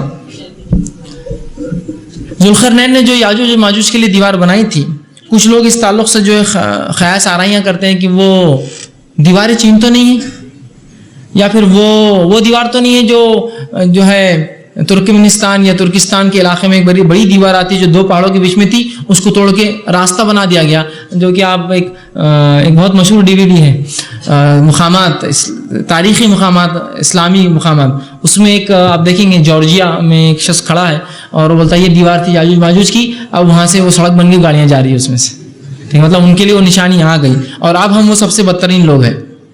ظاہر سے حدیث میں کیا ہے، یاجوج ماجوج کے جانے کے بعد عیسیٰ علیہ السلام کیا سب سے بدترین دنیا میں بچیں گے لوگ، ٹھیک۔ تو بہرحال ایسا معاملہ نہیں ہے، وہ دیوار نہ دیوار چین ہے، نہ دیوار وہ جارجیا یا ترکمنستان یا ترکستان کی کوئی دیوار تھی، وہ اللہ عالم کون سی قوم ہے، وہ اللہ عالم دیوار کہاں ہے، وہ اللہ ہی بہتر جانتا۔ بہرحال لیکن صحابہ میں سے ایک صحابی نے وہ دیوار دیکھی ہے۔ اس کے تعلق سے ایک روایت آتی ہے جو فتح الباری میں جو شرح بخاری کی شرح ہے اس میں ایک روایت آتی ہے، صحابہ کرام میں سے ایک شخص نے اسے دیکھا ہے، اور امام بخاری نے بہرحال اس تعلق سے اس کو صحیح کہا ہے اس روایت کو۔ اس حدیث کے الفاظ یوں ہیں، نبی اکرم صلی اللہ علیہ وسلم بیٹھے تھے، ایک شخص آیا اور اس نے کہا، شخص نے جو ہے کہا کہ میں نے جو ہے یاجوج اور ماجوج کی دیوار دیکھی ہے۔ آپ صلی اللہ علیہ وسلم سے پوچھا وہ کیسی ہے، چلو بتاؤ، پھر تم اگر بول رہے ہو دیکھی ہے تو مجھے بتاؤ وہ دیوار کیسی ہے۔ تو پھر اس شخص نے کہا دیکھی ہے۔ آپ نے پوچھا وہ کیسی ہے، تو اس نے کہا، اس نے عرض کیا کہ دھاری دار چادر کی طرح ہے، ایک دھاری سرخ اور ایک دھاری سیاہ۔ ایک دھاری دار چادر ہوتی نا، تو ایک لائن اس کی سرخ ہے اور ایک دھاری سیاہ، مطلب ایک ریڈ لائن ہے اور ایک بلیک لائن ہے اس کے اندر، مطلب ایسے دھاری دار، چونکہ اس کو لوہا رکھا گیا نا، اور لوہے کے بعد اس پہ تپتا ہوا تانبا ڈالا گیا، ٹھیک، تو دھاری دار ہے، سرخ مطلب لال اور سیاہ کالا، تو اس طرح سے دھاری دار سیاہ ہے۔ نبی کریم صلی اللہ علیہ وسلم نے اس کی تصدیق کرتے ہوئے فرمایا، واقعی تم نے اس دیوار کو دیکھا ہے، پھر اگر تم جو بول رہے ہو بالکل صحیح ہے، واقعی تم نے، اس لیے کہ یہ غائب کا علم تھا اور نبی کے علاوہ کوئی نہیں جانتا اس دیوار کی کیفیت کیا ہے، تو دیوار دھاری دار ہے، ایک سرخ اور ایک سیاہ، ہو سکتا ہے یہ سرخ جو ہے تانبے کی وجہ سے اور سیاہ جو ہے لوہے کی وجہ سے دکھتی ہوں گی، ٹھیک ہے۔ بہرحال جو بھی چیز ایسے کہ آپ دیکھتے ہیں اچھی قسم کا اگر لوہا ہو، کتنا ہی پرانا ہو، کالا ہوتا ہے، سڑتا نہیں، گلتا نہیں، اور بہرحال تانبا تو تانبا ہے، وہ سڑتا اور گلتا نہیں، پانی بارش سے کچھ نہیں ہوتا ہے، تو انہوں نے ہو سکتا ہے بہرحال دیکھی ہو، اور آپ صلی اللہ علیہ وسلم چونکہ تصدیق کی، ہاں تو نے پھر جو کہا وہ صحیح ہے، تو نے اسے دیکھا ہے۔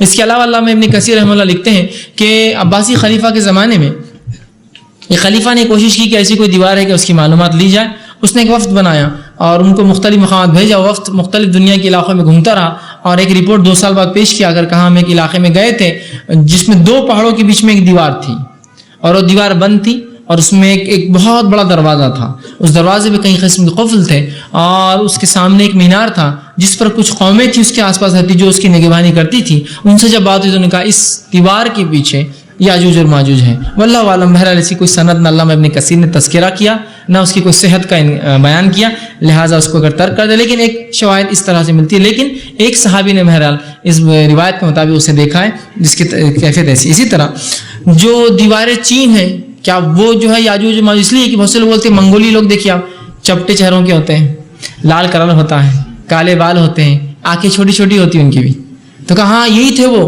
اور وہ چین کی دیوار ہی وہ ہے جو ان سے بچنے کے لیے جو ہے چینی بادشاہوں نے بنائی تھی، اور وہ توڑ کے پھر بھی بہرحال ایک بار آ گئے تیرے پورے چین کو برباد کیا، تو کہا یہ چین کی دیوار ہے اور وہ فلاں ہے۔ تو دیکھیے یہ سب خیاس آ رہی ہے۔ پہلی چیز ذوالقرنین کی دیوار اور چین کی دیوار میں جو فرق ہے وہ یہ ہے، سب سے پہلا جو فرق ہے وہ یہ ہے کہ چین کی دیوار وہ دوسرے شہروں کے حملے سے بچنے کے لیے بنائی گئی، دوسرے جیسے منگولیا سے بچنے کے لیے، اپنے دشمن سے بچنے کے لیے چین نے بنائی، جبکہ یاجوج اور ماجوج کی دیوار جو ہے وہ جو ذوالقرنین نے ایک قوم کو یاجوج اور ماجوج کے فتنے سے بچنے کے لیے بنائی تھی، ٹھیک۔ دوسری چیز جو چین کی دیوار ہے وہ پہاڑ کے اوپر بنی ہوئی ہے پوری، جبکہ یاجوج و ماجوج کو روکنے کے لیے جو دیوار بنی وہ دو پہاڑوں کے بیچ میں ہے، نہ کہ پہاڑ کے اوپر ہے۔ چین کی جو دیوار ہے جو 6400 کلومیٹر کی قریب لمبی ہے، دنیا کا سب سے بڑا اسٹرکچر ہے وہ جو آج تک بنا ہے، 6400 کلومیٹر لمبی ہے، وہ پوری پہاڑ کے اوپر ہے۔ جبکہ ذوالقرنین کی دیوار کی خصوصیت کیا ہوں گی جو انہوں نے بنائی؟ دو پہاڑوں کے بیچ کے گیپ کو بھرنے، جیسا آپ اگر کوئی ڈیم بنا رہے ہیں، دو پہاڑ ندی گرتی ہے، اس کو آپ بند کر دے رہے ہیں بیچ کا حصہ، جس سے پانی پیچھے رک جاتا ہے، تو اس طرح سے بنائی، نہ کہ پہاڑوں کے اوپر بنائی حفاظت کے لیے، ٹھیک ہے۔ اسی طرح یاجوج و ماجوج کی دیوار جو ہے اس کے تعلق سے جو آتا ہے کہ وہ آخری زمانے میں ٹوٹیں گی، جبکہ چین کی دیوار کئی بار ٹوٹ چکی ہے آج تک، کئی حملوں میں ٹوٹی ہے، پھر اس کو ریپیئر کیا جاتا ہے، کئی حملوں میں ٹوٹی ہے، اس کو کئی بار ریپیئر کیا جاتا ہے، تو یہ چین کی دیوار کو آپ جو ہے یاجوج و ماجوج کی دیوار نہ سمجھے، ٹھیک ہے۔ اسی طرح جو ہے مختلف آلات اور تکنیک اور ٹیکنالوجی کے ایڈوانسمنٹ کے بعد بھی اگر ہم ان کو نہیں دیکھ پائے ہیں تو یہ اللہ رب العزت کی طرف سے یہ ایک ایسی چیز ہے جس کو ہم سے چھپا دیا گیا ہے، وہ ہم سے چھپے ہوئے قیامت سے پہلے نشانی ہے، اور اللہ رب العزت جو ہے قیامت سے پہلے جو ہے انہیں جو ہے نکالیں گا، اور جب وہ آئیں گے مسلمانوں کو ان سے لڑنے کی ضرورت نہیں ہوگی، جیسا دجال سے لڑنا ہے نا، امام مہدی کے ساتھ مل کر لڑنا ہے، ان سے لڑنے کی ضرورت نہیں، اس لیے کہ اللہ نے عیسیٰ علیہ السلام کو پہلے کہہ دیا ہوگا بذریعہ وہی کہ پہاڑوں پر چلے جاؤ، اس لیے کہ ان سے کوئی لڑ نہیں سکتا، یاد رکھے، تو ان سے کوئی لڑائی نہیں ہوگی، اور نہ ہی مسلمانوں پر ان سے لڑنا واجب ہوگا، بلکہ اپنے آپ کو بچانے کے لیے پہاڑوں پر بھاگنا یہ ان کے لیے مسلمانوں کے لیے تب جو ہے یاد رکھیے واجب ہوگا۔ تو یہ کچھ باتیں تھیں جو یاجوج و ماجوج کے خروج کے تعلق سے، جو کہ قیامت کی ایک بڑی نشانی یاد رکھی، اور جیسا میں نے پہلے کہا تھا قیامت کی ہر نشانی ایسی آئیں گی کہ ایک جب آئیں گی تو اس کے بعد ایک کے بعد ایک تسلسل کے ساتھ دوسری آئیں گی۔ تو ہم نے دیکھا امام مہدی، اس کے بعد دجال کا خروج، اس کے بعد عیسیٰ علیہ السلام کا نزول، اور اس کے بعد جو ہے یہ نشانی ہم نے آج دیکھی کہ جو ہے یاجوج و ماجوج خروج، جو امام مہدی سے لے کر یاجوج و ماجوج تک یہ بالکل تسلسل ایک کے بعد ایک کے بعد ایک کڑیاں ہیں، جو کم و بیش کچھ سالوں کے اندر، کچھ دہائیوں میں، 4 یا 5 یا 6 دہائیوں میں یہ کمپلیٹ ہو جائیں گے، مطلب 40 50 یا 60 سال کے اندر بہرحال یہ پورے واقعات ہو جائیں گے۔ تو لہٰذا کوئی اگر انکار کرے کہ ہو گیا ہے تو یقیناً یہ نہیں ہوا ہے، یہ قیامت سے پہلے جو ہے ہونے والا ہے۔ اللہ رب العزت سے دعا ہے کہ اللہ سبحانہ تعالیٰ ہم تمام کو جو ہے جو کچھ سنا اور کہا گیا اسے عمل کرنے کی توفیق عطا فرمائے، ہم تمام کے لیے جو ہے یہ تمام جتنے فتنے اور شر ہیں ان سے ہماری حفاظت فرمائے، جب تک ہمیں زندہ رکھے، اسلام اور ایمان پہ زندہ رکھے، خاتمہ ہمارا ایمان پر ہو، آخر دعوانا الحمد للہ رب العالمین، سبحان ربک رب العزت عما یصفون وسلام علی المرسلین والحمد للہ رب العالمین۔ بسم اللہ الرحمن الرحیم، الحمد للہ رب العالمین، الصلاۃ والسلام علی خاتم النبیین والمرسلین، رب اشرح لی صدری ویسر لی امری واحلل عقدۃ من لسانی یفقہوا قولی۔ السلام علیکم ورحمۃ اللہ وبرکاتہ۔ ہمارا نام محمد وجاہت علی ہے۔ ہمارا سوال ہے کہ جس طرح یاجوج اور ماجوج آخری میں انشاءاللہ کہیں گے تو کیا ان کا ایمان اللہ پر ہوگا، اور جب اللہ کا علم انہیں ہے تو کیا ان پر دین پر عمل کرنا لازم اور فرض ہوگا؟ بھائی نے ایک سوال کیا کہ یاجوج اور ماجوج جیسا کہ جب دیوار ٹوٹیں گی وہ تو تب انشاءاللہ کہیں گے، تو کیا وہ ان کا اللہ پر ایمان ہوگا، اور شریعت کا معاملہ ان پر کیا ہوگا، مطلب ایمان لانا اور وہ کس طرح سے ہوگا؟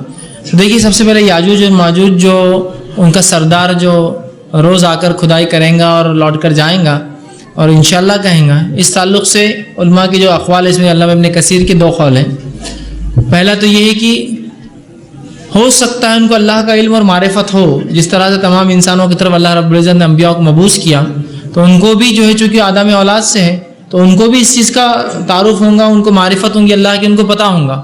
یہ الگ بات ہے کہ بے دینی اختیار کریں گے، اور مسلمانوں کے لیے اللہ نے ان کو ایک آزمائش بنایا پہلا۔ دوسرا قول اس معاملے میں یہ ہے کہ ہو سکتا ہے ان کو اللہ کے تعلق سے کچھ معلوم نہ ہو، اس لیے کہ وہ اللہ رب العزت نے ان کو اسی کام کے لیے بنایا ہو، اور اس دن جو وہ انشاءاللہ کہیں گے وہ اللہ کی طرف سے جملے ادا کریں گے، اللہ ان کے زبان پہ وہ بات ڈالیں گا اس سردار کی زبان پر۔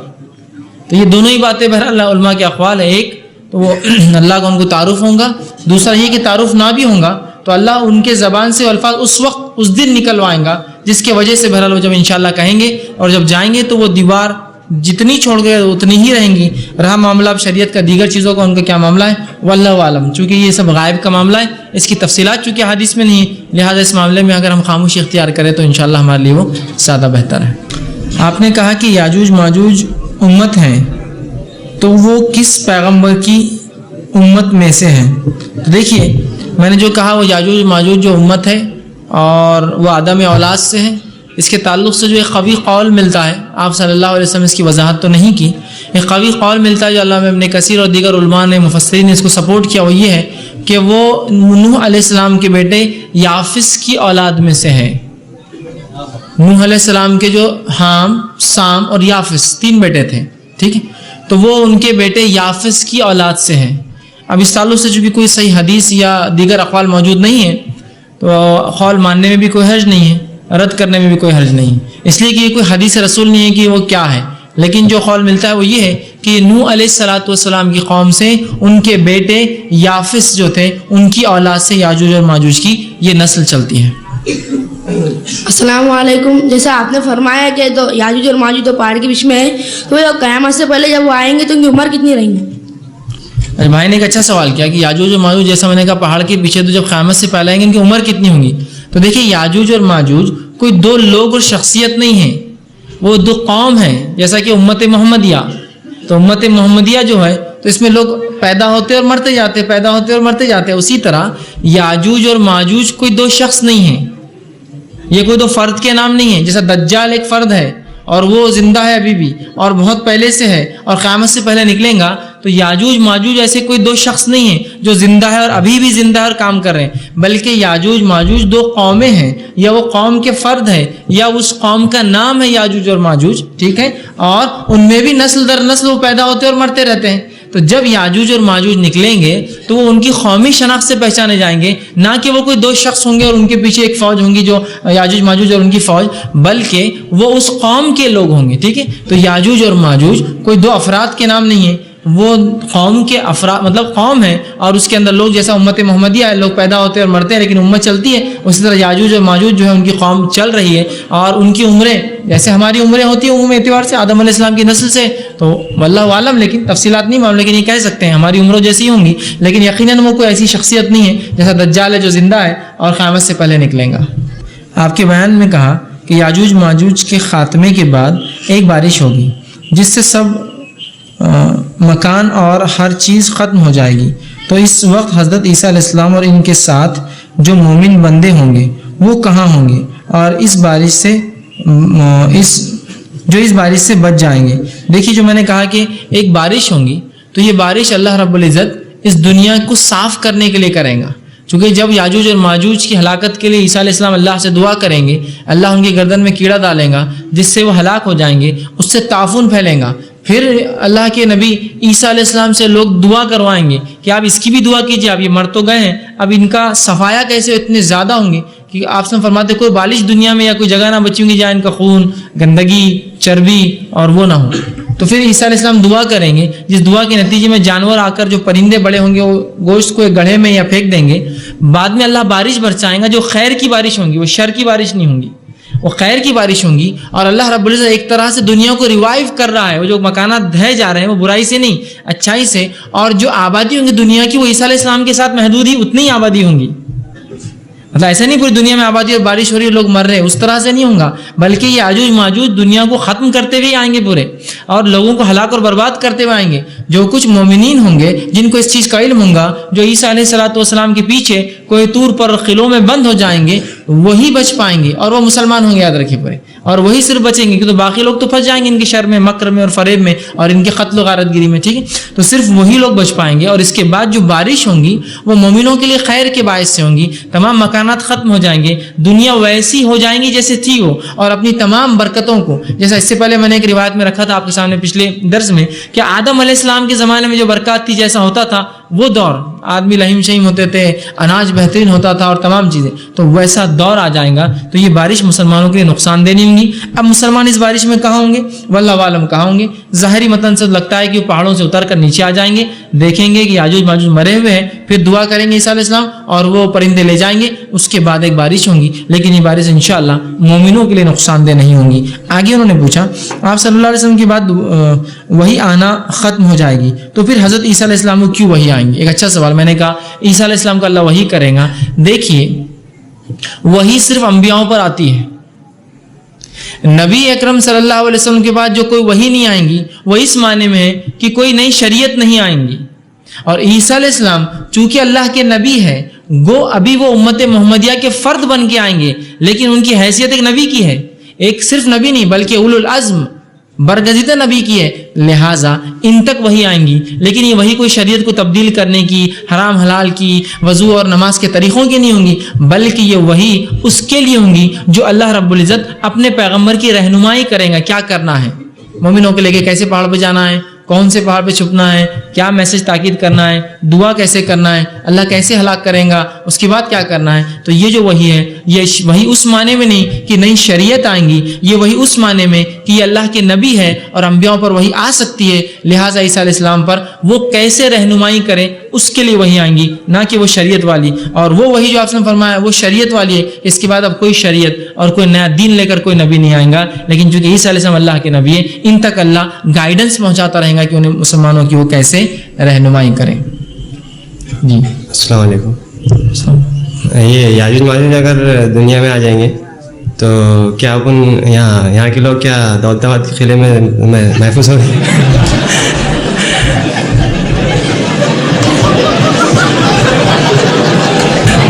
معافی چاہتا ہوں مذاق کے لیے۔ میرا سوال یہ تھا کہ جب یاجوج ماجوج آ جائیں گے تو بلندیوں سے اترنے کا ان کا جو ہے تذکرہ ہے، تو بلندی مطلب پہاڑ بھی تو ایک بلندی ہے، تو پہاڑ پہ جب پہاڑ سے جب اتریں گے جیسا ایسا معلوم ہوتا ہے، تو اس کی وضاحت۔ اور میرا کل کا ایک سوال تھا کہ قرآن میں جو دعائیں جب پڑھتے ہیں امام صاحب قرآنی دعا قرأت کے اندر، تو اس پہ آمین بول سکتے ہیں کیا پیچھے؟ بھائی نے بہرحال ایک سوال کیا کہ جو میں نے بات قرآنی آیت بھی رکھی اور حدیث سے جو پتہ چل رہا ہے کہ ہر بلندی سے آئیں گے، تو ایک بات تو ہے کہ وہ پہاڑ چڑھ نہیں سکتے ایسا میں نے کہا، یا قلعوں پر نہیں چڑھیں گے، بلندی سے آئیں گے کیا معنی ہے؟ تو یہ بلندی سے آئیں گے اس معنی میں ہے کہ زمین کے جو اتار اور چڑھاؤ ہوتے ہیں، ٹھیک، یہ وہ بلندی نہیں ہوں گی جو خاص طور سے پہاڑ ہوتا ہے۔ پہاڑ کیا ہوتا ہے؟ زمین کے اندر سے ایک خاص نکلی بلندی ہوتی ہے، لیکن ایک نیچرل لینڈ ہوتی ہے، ایک لینڈسکیپ ہوتا ہے کہ زمین نیچے ہے پھر اوپر ہے، آپ کھڑے رہے کسی جگہ تو آپ دیکھ سکتے ہیں ڈھال ہے پھر اونچائی ہے پھر ڈھال ہے، یہ اس معنی میں بلندی پہ آئیں گے، نہ کہ اس معنی میں کہ پہاڑوں سے آئیں گے، کہ تو اگر وہ پہاڑوں سے آ سکتے تھے تو ویسے بھی جو ہے ان کو اس چیز کی توفیق بہرحال اب ہو جاتی تھی پہاڑوں سے، اللہ نے وہ نہ رکھی۔ دوسرا، حدیث میں جو باتیں ہیں کہ عیسیٰ علیہ السلام پہاڑوں پہ چل جائیں گے، ہر وہ شخص جو قلعے میں ہوگا محفوظ ہو جائیں گا، تو اس اعتبار سے یہ پتہ چل رہا ہے کہ جو بلندی کہا جا رہا ہے، یہ بلندی سے مراد جو زمین کا نیچرل لینڈسکیپ اونچا اور نیچا ہوتا ہے اس پر وہ دوڑیں گے، جس میں جب وہ نکلیں گے تو اوپر سے دکھ رہے ہیں تو بلندی سے آئیں گے، مطلب ہر طرف سے پل پڑیں گے، ہر طرف سے دوڑ پڑیں گے، یہ اس معنی میں یاد رکھیے، نہ کہ پہاڑ چڑھنے کے، اس لیے کہ پہاڑ چڑھنے کا تو آخر تک معاملہ وہی ہے کہ وہ قلعوں میں داخل نہیں ہو سکتے اور کسی پہاڑ پر نہیں چڑھیں گے، بلکہ محاصرہ کر لیں گے قلعوں کا اور پہاڑوں کا، جہاں جہاں مومن ہوں گے اس کو وہ گھیر لیں گے۔ ٹھیک، بھائی کا دوسرا سوال تھا جو میرے کل کے عنوان سے تعلق دعا کے تعلق سے، کہ نماز میں وہ دعائیں جو امام صاحب کرتے ہیں جو قرآنی دعائیں ہیں، جو نماز میں جب ایسی آیتیں آتی ہیں تو کیا وہ آمین کہہ سکتے ہیں؟ تو بہرحال اس تعلق سے نبی اکرم صلی اللہ علیہ وسلم کا کوئی عمل اور صحابہ سے کوئی عمل ثابت نہیں، لہٰذا اگر امام تلاوت قرآن کر رہا ہے چاہے وہ دعا کی شکل میں ہو، آپ آمین نہیں کہہ سکتے، سوائے اس کے کہ جہنم کے تذکروں پر اللہ کے رسول صلی اللہ علیہ وسلم نے پناہ مانگی، جہنم کے تذکروں پر، اور وہ بھی مخصوص ہے بہت، کہاں مانگی، اور اس اعتبار سے اگر کوئی امام جہنم کے تذکروں پر تلاوت قرآن میں، جبکہ نفل نماز آپ سب نفل نمازوں میں ایسا کیا ہے، اور مانگ لے تو انشاءاللہ کوئی حرج نہیں، اور وہ انہی الفاظ کے ساتھ جو آپ سب ثابت ہیں، کچھ مخصوص آیتوں کے بعد آپ نے جب جہنم کا تذکرہ، برے لوگوں کا تذکرہ ہوا، آپ نے پناہ مانگی، آپ وہاں کر سکتے ہیں، لیکن جنت کی آیتوں پر یا دیگر دعاؤں پر آمین کہنا نہ آپ صلی اللہ علیہ وسلم ثابت ہے اور نہ ہی صحابہ سے ثابت ہے کہ جس طرح دجال مکہ اور مدینہ نہیں جا سکتا، اسی طرح یاجوج اور ماجوج بھی مکہ مدینہ نہیں جائیں گے کیا؟ دیکھیے، یاجوج اور ماجوج مکہ اور مدینہ جائیں گے نہیں جائیں گے واللہ عالم، اس کی کوئی تفصیلات، صراحت، وضاحت حدیث میں نہیں ہے۔ جو بات مل رہی ہے اس سے جو قیاس کیا جا سکتا وہ یہ ہے کہ آپ صلی اللہ علیہ وسلم نے فرمایا یاجوج اور ماجوج کے بعد بھی حج اور عمرہ ہوں گا، مطلب مکہ اور مدینہ باقی ہوں گا، ایک ظاہر ضروری نہیں کہ وہ، لیکن مکہ باقی ہو سکتا ہے، ٹوٹ کر پھر بنے یا جو بھی ہو، کیونکہ یہ وہ تفصیلات ہے جو احادیث نے دی نہیں، تو ہم یہ کہہ سکتے ہیں کہ یاجوج اور ماجوج کے بعد مکہ ہوں گا جہاں لوگ حج کرتے ہیں، لیکن اس کے علاوہ مدینے کا کیا ہوگا، یا مکہ مدینہ جب بنیں گے یا پہلے کچھ ہوگا، واللہ عالم۔ اور جو کعبے کے ڈھانے کا معاملہ ہے وہ کب ہوگا، یہ بھی واللہ عالم۔ ہو سکتا ہے جو ظاہری بات پتہ چل رہی وہ یہ ہے کہ عیسیٰ علیہ السلام بھی خود حج کریں گے عمرہ، تو تب بھی ہوگا، اس کے بعد یاجوج اور ماجوج کے بعد بھی ہوگا، شاید اس کے بعد ایک عرصے کے بعد جب برے لوگ آ جائیں گے تب جو ہے کعبہ ڈھا دیا جائے گا، لیکن یاجوج اور ماجوج کیا مکہ مدینہ میں داخل ہوں گے یا نہیں، واللہ عالم بالصواب، اللہ ہی بہتر جانتا ہے ان کا کیا معاملہ ہوگا۔ السلام علیکم۔ اللہ کے رسول نے جو یاجوج و ماجوج کا ذکر کیا تو ایک صحابی تھے جنہوں نے کہا کہ میں نے وہ دیوار دیکھی ہے جو یاجوج ماجوج کے لیے بنائی گئی، تو وہ دیوار کہاں ہے ایکچولی؟ بھائی نے ایک سوال کیا کہ جب اللہ کے رسول صلی اللہ علیہ وسلم نے یاجوج و ماجوج کی دیوار کا تذکرہ کیا تو ایک صحابی نے جو فرمایا کہ میں نے وہ دیکھی وہ کہاں ہے، تو دیکھیے اس تعلق سے اس حدیث میں کوئی تفصیلات نہیں ہیں۔ حدیث میں کیا الفاظ ہے کہ وہ ایک صحابی نے، ایک شخص نے کہا اے اللہ کے رسول، جب آپ نے فرمایا میں نے وہ دیوار دیکھی ہے، نبی اکرم صلی اللہ علیہ وسلم نے صرف اسے بلایا اور پوچھا سی کیفیت بتاؤ۔ جب کیفیت بتائی تو آپ صلی اللہ علیہ وسلم فرمایا، اس نے کہا کہ ایک دھاری سرخ ہے، ایک دھاری کالے رنگ کی ہے، تو آپ صلی اللہ علیہ وسلم نے، جیسا کپڑے پہ ہوتا ہے رنگ چڑھا ہوا الگ الگ، تو آپ صلی اللہ علیہ وسلم نے کہا ہاں اس کا تذکرہ درست ہے، لیکن یہ نہیں پوچھا کہ کہاں دیکھا، یا یہ بیان نہیں کہا کہ ہاں وہاں ہے، یا تفصیلات نہیں دی۔ اسی طرح اس صحابی نے بھی یہ تفصیلات نہیں دی، ٹھیک ہے، اس صحابی نے بھی تفصیلات نہیں دی، تو لہٰذا ہمیں اس کے تعلق سے کوئی علم نہیں کہ وہ دیوار کہاں ہے، کہاں ہوں گی، کیا معاملہ ہوگا۔ اچھا، اس کا تذکرہ حدیث میں بھی نہیں کہ جب نکلیں گے تو کہاں سے نکلیں گے، جیسا دجال کا تذکرہ ہے، مقامات کا ہے، چونکہ اس کی تفصیلات غیر موجود ہے اور چونکہ یہ سب غائب کا معاملہ ہے، لہٰذا قیاس کرنے سے بہتر ہے ہم یہ کہہ دیں کہ اللہ عالم ہم نہیں جانتے کہ کہاں سے، لیکن اتنی بات تو درست ہے کہ ایک صحابی نے دیکھی تھی، کہاں نہیں پتا، کیفیت بتا دی، جس پہ رسول اللہ نے تصدیق دی، ہاں اگر تو نے یہ جو کہا یہ سچ ہے، مطلب تو نے یہ چیز دیکھی اور وہ ایسی ہی ہے۔ یاجوج ماجوج کے مرنے کے بعد جو ہے عیسیٰ علیہ السلام کے دور میں ایک ہوا چلیں گی اور سب مومن جو ہے مر جائیں گے، تو جو قوم باقی رہیں گی وہ کیسی زندگی گزاریں گے اور ان کا حشر کیا ہوگا؟ بھائی نے سوال کیا کہ یاجوج و ماجوج کے بعد جو ہے عیسیٰ علیہ السلام کے دور کے بعد جو لوگ بچیں گے، وہ ہوا چلنے کے بعد تو مومنین سب مر جائیں گے، تو جو بچیں گے ان کا کیا معاملہ ہوگا؟ تو دیکھیے جو لوگ بچیں گے وہ سب سے برے لوگ اور بدترین لوگ ہوں گے، گناہ گار، فاسق، فاجر اور برے لوگ ہوں گے، اور ان کی کیفیت یہ بتائی کہ حدیث میں ایسے الفاظ تھے کہ وہ جیسے گدھے راستوں پر جو ہے ایک دوسرے سے مباشرت کرتے ہیں، اس طرح سے وہ لوگ اتنے غلیظ ہوں گے کہ راستوں پر جو ہے ایک دوسرے سے جو ہے زنا، علانیہ زنا کریں گے کھل کر، یہ ان کی کیفیت ہوں گی، یہ ان کی برائی ہوں گی۔ رہا اس کی اور کیا تفصیلات ہوں گی، واللہ عالم، اس کی تفصیلات ہم اور نہیں جانتے، لیکن یہ بات یہ بھی جانتے ہیں کہ دینی علم اٹھا لیا جائے گا، لوگ کچھ بھی نہیں جانتے ہوں گے اور اس طرح کے گناہ وہ لوگ کریں گے، لیکن اس کے علاوہ اور کیا کیا کریں گے اس سالوں سے بہرحال کوئی تفصیلات موجود نہیں، اور جو کچھ تفصیلات ہے بس وہ اتنا ہے کہ لوگوں کو کچھ دین کا علم نہیں آئے گا اور اس طرح کے وہ گناہ کے کام کریں گے، حتیٰ کہ صرف ایک شخص کو صرف لا الہ الا اللہ پتہ ہوں گا، اس کے علاوہ کچھ پتہ نہیں ہوگا، بس اتنا، محمد رسول اللہ بھی نہیں پتہ ہوں گا، اتنے وہ لوگ جاہل ہوں گے۔ صحابہ نے پوچھا لا الہ الا اللہ کیا فائدہ پہنچائیں گا، تو کہا یہ ان کی نجات کا ذریعہ بنے گا، یہ توحید ہے نا، ٹھیک ہے، تو بہرحال بس اتنا ملتا ہے، لیکن وہ کون ہوں گے، کیا ہوں گے، دیگر تفصیلات نہیں، صرف اتنا حدیث میں کہ قیامت سب سے بدترین لوگوں پر قائم ہوں گی، سب سے بدترین لوگ ہوں گے اللہ نے جتنے لوگ پیدا کیے ان کے اندر۔ کسی نے ایک سوال کیا، سوال عنوان سے ہٹ کر، لیکن بہرحال بہت سے لوگوں کے ذہن میں ہوتا ہے تو متعلق ہے، اسے جواب دیتا ہوں کہ سعودی عرب میں چاند اور ہندوستان میں ایک دن کا فرق پہلے نظر آتا ہے، سعودی عرب ہندوستان سے، ہندوستان میں ایک دن بعد اس طرح شب قدر جہاں ایک دن پہلے سعودی عرب میں ہوں گی، ایک دن بعد ہندوستان میں ہوں گے، دیگر ایسا بھی سوال لوگوں نے کیا تھا کہ سعودی عرب میں چاند الگ دکھا، ہندوستان میں پھر کئی مسئلے ہوئے کہ کچھ لوگوں نے روزہ ایک دن پہلے رکھا، کچھ لوگوں نے بعد رکھا، تو اس معاملے میں اللہ بھی کنفیوز ہو گیا ہوگا کہ اب شب قدر کب ہوں گی، یا فرشتے کنفیوز ہوں گے کہ شب قدر کب ہوں گی۔ دیکھیے ایسی باتیں نہیں کرنا چاہیے، سب سے پہلی چیز تو یہ ہے نا اللہ کنفیوز ہوتا ہے نا اس کے فرشتے کنفیوز ہوتے ہیں، کنفیوز تو صرف ہم لوگ ہوتے ہیں، پریشان تو ہم لوگ ہوتے ہیں، اختلافات ہم لوگ کرتے ہیں، ٹھیک ہے۔ تو رہا معاملہ یہ کہ جو سعودی عرب کی شب قدر ہے وہ ان کی تاریخ کے اعتبار سے، جو ہماری شب قدر ہے ہماری تاریخ کے اعتبار سے، اور اگر ہمارے اس ملک میں بھی اگر مختلف لوگوں نے مختلف علاقوں میں الگ الگ چاند کے اعتبار سے کیا تو ان لوگوں کے لیے اپنے اعتبار سے یاد رکھیے، یہ کوئی ایک رات نہیں جو پورے دنیا میں یونیورسل ہوں گی، بلکہ یہ ہر قوم کے لیے، چونکہ اس حدیث میں ہر جو ہے زمین کے لیے ہر اس کے لیے اپنا چاند ہے، اور ہر شخص کو یہ حکم ہے کہ چاند دیکھو تو روزہ رکھو، چاند دیکھو تو افطار کرو، مطلب چاند دیکھو تو روزہ رکھو اور چاند دیکھو تو عید کرو، تو ظاہر سی بات ہے اس کے اعتبار سے ہمارے عید کے دن بھی الگ ہے اور ہمارے شب قدر بھی الگ ہے۔ جیسا سعودی عرب میں جب عید ہوتی ہے تو یہاں تو ہم روزہ رکھتے، تو کیا روزہ حرام ہو ہمارا؟ نہیں، وہ ان کی عید کا دن تھا، دوسرے دن ہماری عید کا دن ہوگا، اسی طرح وہ ان کی شب قدر ہے، آج ہماری شب قدر ہو سکتی ہے، کل کسی اور کی ہوں گی، ہم سے آگے جو لوگ ہیں، جیسا مثال کے طور پہ بنگلہ دیش ہے، اس کے آگے دیگر ملیشیا، انڈونیشیا، ان کی شب قدر کل ہوں گی، تو اللہ رب العزت کے نہیں بلکہ ہر علاقے کی شب قدر اس کے تاریخ کے اعتبار سے ہوں گی, اور انشاءاللہ جس میں جو عبادت کریں گا ان تمام کو جو ہے اس کے اعتبار سے ثواب ملیں گا. تو کوئی وہ ایک رات نہیں کہ وہ اس دن ہوتی ہے اور اسی دن کرنا ہے, بلکہ ہر ملک کے لیے بدلیں گی, اس کے اعتبار سے شب قدر ہوں گی. جی السلام علیکم. السلام. میں نے بخاری شریف میں پڑھا تھا کہ جانوروں کو آپ صلی اللہ علیہ وسلم نے جلا کر مارنے سے منع فرمایا, لیکن آج کے ہمارے مسلمان لوگ بھائی وہ بیٹ کا استعمال کرتے مچھر مارنے کے واسطے, تو یہ حدیث کی خلافت ورزی نہیں ہو رہی؟ میں نے ایک سوال کیا کہ آپ صلی اللہ علیہ وسلم نے حدیث میں فرمایا, بخاری کی روایت ہے کہ جانور کو جلا کے مارنے سے منع کیا. ہاں صحیح مسلم میں بھی ایک حدیث ہے, آپ صلی اللہ علیہ وسلم نے فرمایا کہ آگ کا عذاب سوائے آگ کے رب کے کوئی نہیں دے سکتا.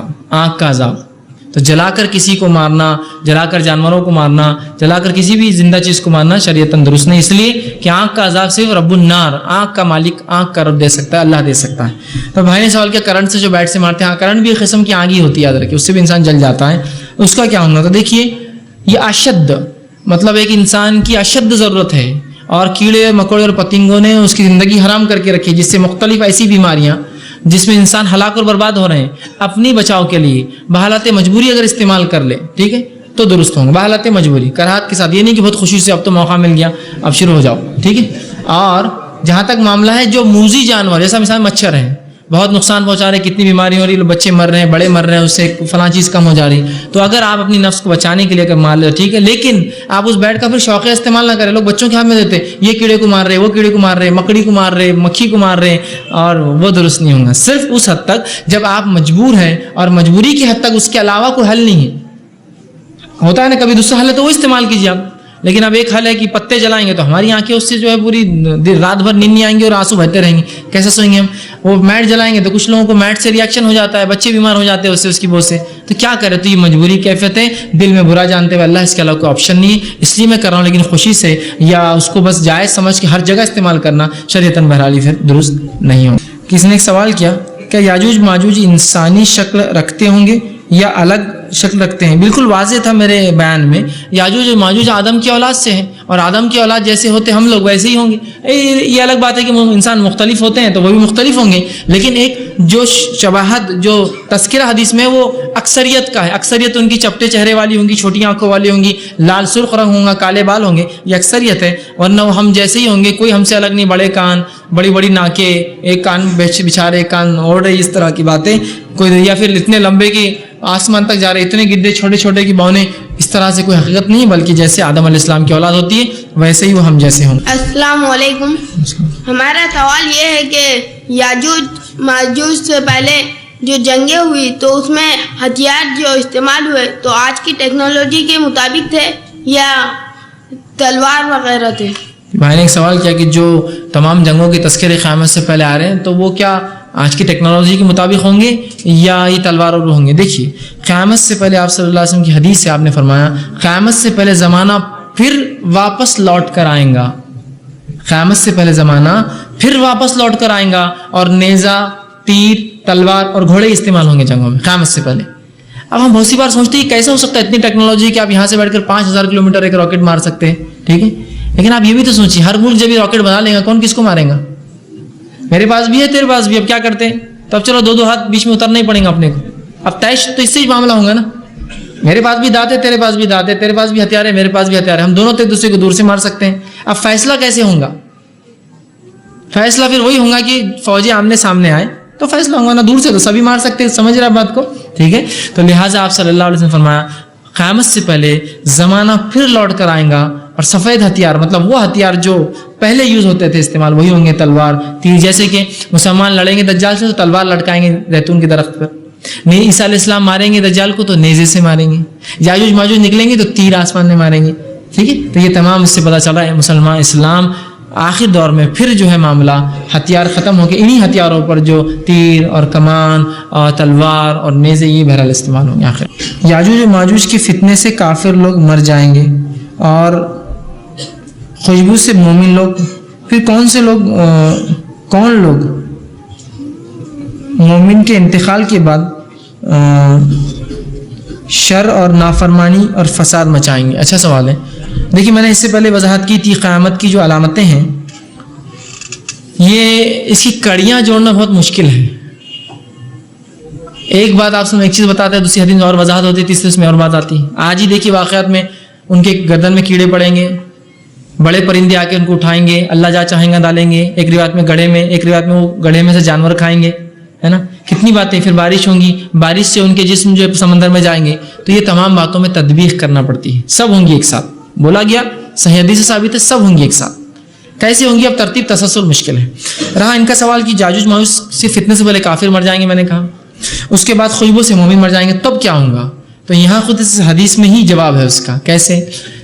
فتنے سے کافر مر گئے, اس کے بعد عیسیٰ علیہ السلام, یاجوج ماجوج ختم ہو گئے, اس کے بعد عیسیٰ علیہ السلام کی حکومت آئی, اس کے بعد عدل اور انصاف کی حکومت اور دورہ چلا, اس کے بعد عیسیٰ علیہ السلام انتقال کریں گے اور جو ہے آپ کی تدفین ہوگی نماز جنازہ پڑھنے کے بعد. اس کے بعد پھر مسلمانوں بگاڑنا شروع ہو جائیں گا, اس کے بعد وہ خوشبو آئیں گی اور سب مومن مر جائیں گے. سمجھ رہے ہیں بات کو؟ اور ان میں جو پہلے مومن تھے ان کے نسلوں میں جو دوسرے لوگ آئیں گے جو کم ایمان والے یا پھر غلطیوں کو اور گناہوں کو اختیار کر لیں گے, وہ لوگ بچ جائیں گے اور باقی مر جائیں گے. یہ معنی میں وہ روایت ہے.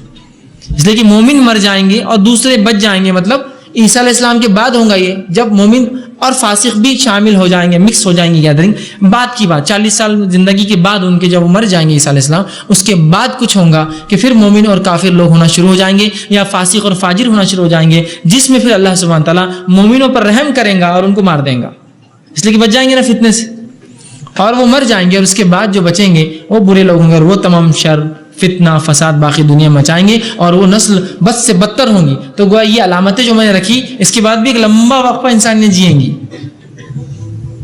اس سے پتہ نسلیں خراب ہوں گی نا, اچانک وہی مومن کافر نہیں بننے والے, وہی مومن فاسق نہیں بنیں گے, نسلیں گزریں گی, اس کے بعد پھر ہوا چلیں گی اور مومن جو ذرہ برابر ایمان رکھتے مر جائیں گے اور باقی پھر جو ہے فاسق فاجر اور گناہگار لوگ بچیں گے. السلام علیکم ورحمۃ اللہ. فیض بھائی, جو علامت قیامت کا جو معاملہ چل رہا ہے کہ جتنی بھی علامت قیامت آج تک بیان کی گئی ہیں اور آگے بھی جو بیان کی جانے والی, تو اس میں صرف عرب کی سرزمین کا ذکر آ رہا ہے. دیگر ممالک کا کیا معاملہ رہے گا؟ جیسے یاجوج ماجوج کا خروج ہوگا, دجال کا معاملہ ہو گیا, دیگر ممالک اور اسپیشلی اگر ہندوستان کی بات لی جائے تو یہاں پر جو مومن باقی رہیں گے اس وقت, ان کا کیا معاملہ رہے گا؟ میں نے ایک اچھا سوال کیا کہ علامت قیامت کا جو تذکرہ ہو رہا ہے یہ تمام عرب کے تعلق سے ہو رہا ہے. عرب ممالک, شام کا ذکر آ رہا ہے, تو کبھی عراق کا ذکر آ رہا ہے, کبھی جو ایران کا ذکر آ رہا ہے, کبھی جو ہے قسطنطنیہ کا ذکر آ رہا ہے, مطلب تھوڑا سا عرب سے ہٹ کر ہم تھوڑا یورپ میں چلے گئے. تو اس طرح کے تذکرے آ رہے ہیں, اس کا کیا ہوگا؟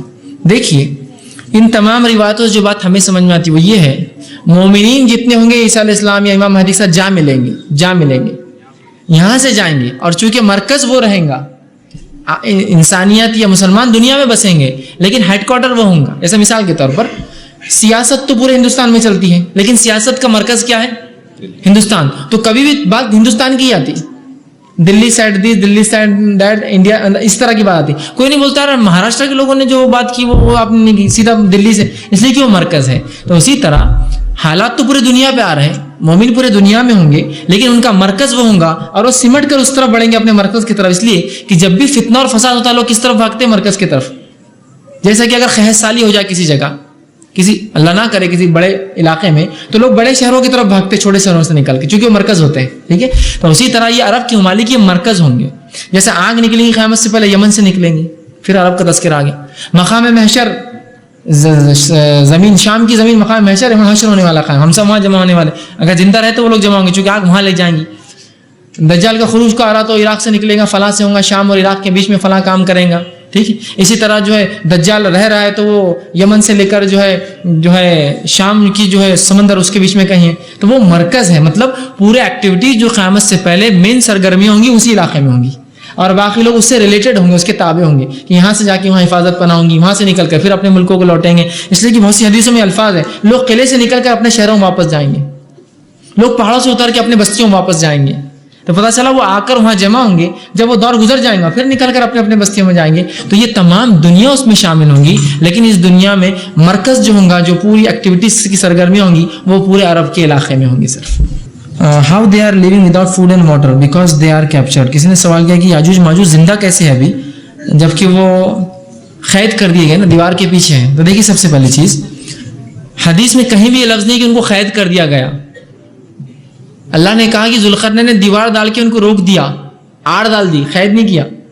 ان کی ادھر اپنی دنیا چل رہی ہے. جیسا بنی اسرائیل کو اللہ نے 40 سال جو ہے بھٹکا دیا تھا, حالانکہ کچھ میل کے دائرے میں گھوم رہے تھے لیکن ان کو راستہ نہیں ملتا تھا, لیکن 40 سال زندہ رہے ہو. ٹھیک ہے, اسی طرح یاجوج اور ماجوج کو صرف روک دیا گیا آڑ سے, قید نہیں کیا گیا. وہ کوئی پریزن میں نہیں ہے, قید میں نہیں ہے, چھوڑ دیا گیا. تعداد کے اعتبار سے ہم سے بھی زیادہ ہے وہ, لیکن ایک قید میں نہیں ہے, بلکہ وہ ہم سے الگ ہے. صرف ان کی دنیا, وہاں جی رہے ہیں, کھا رہے ہیں, پی رہے ہیں, شہر, بستیاں, بچے ہو رہے ہیں, وہ سب جیسے ہماری دنیا ہے.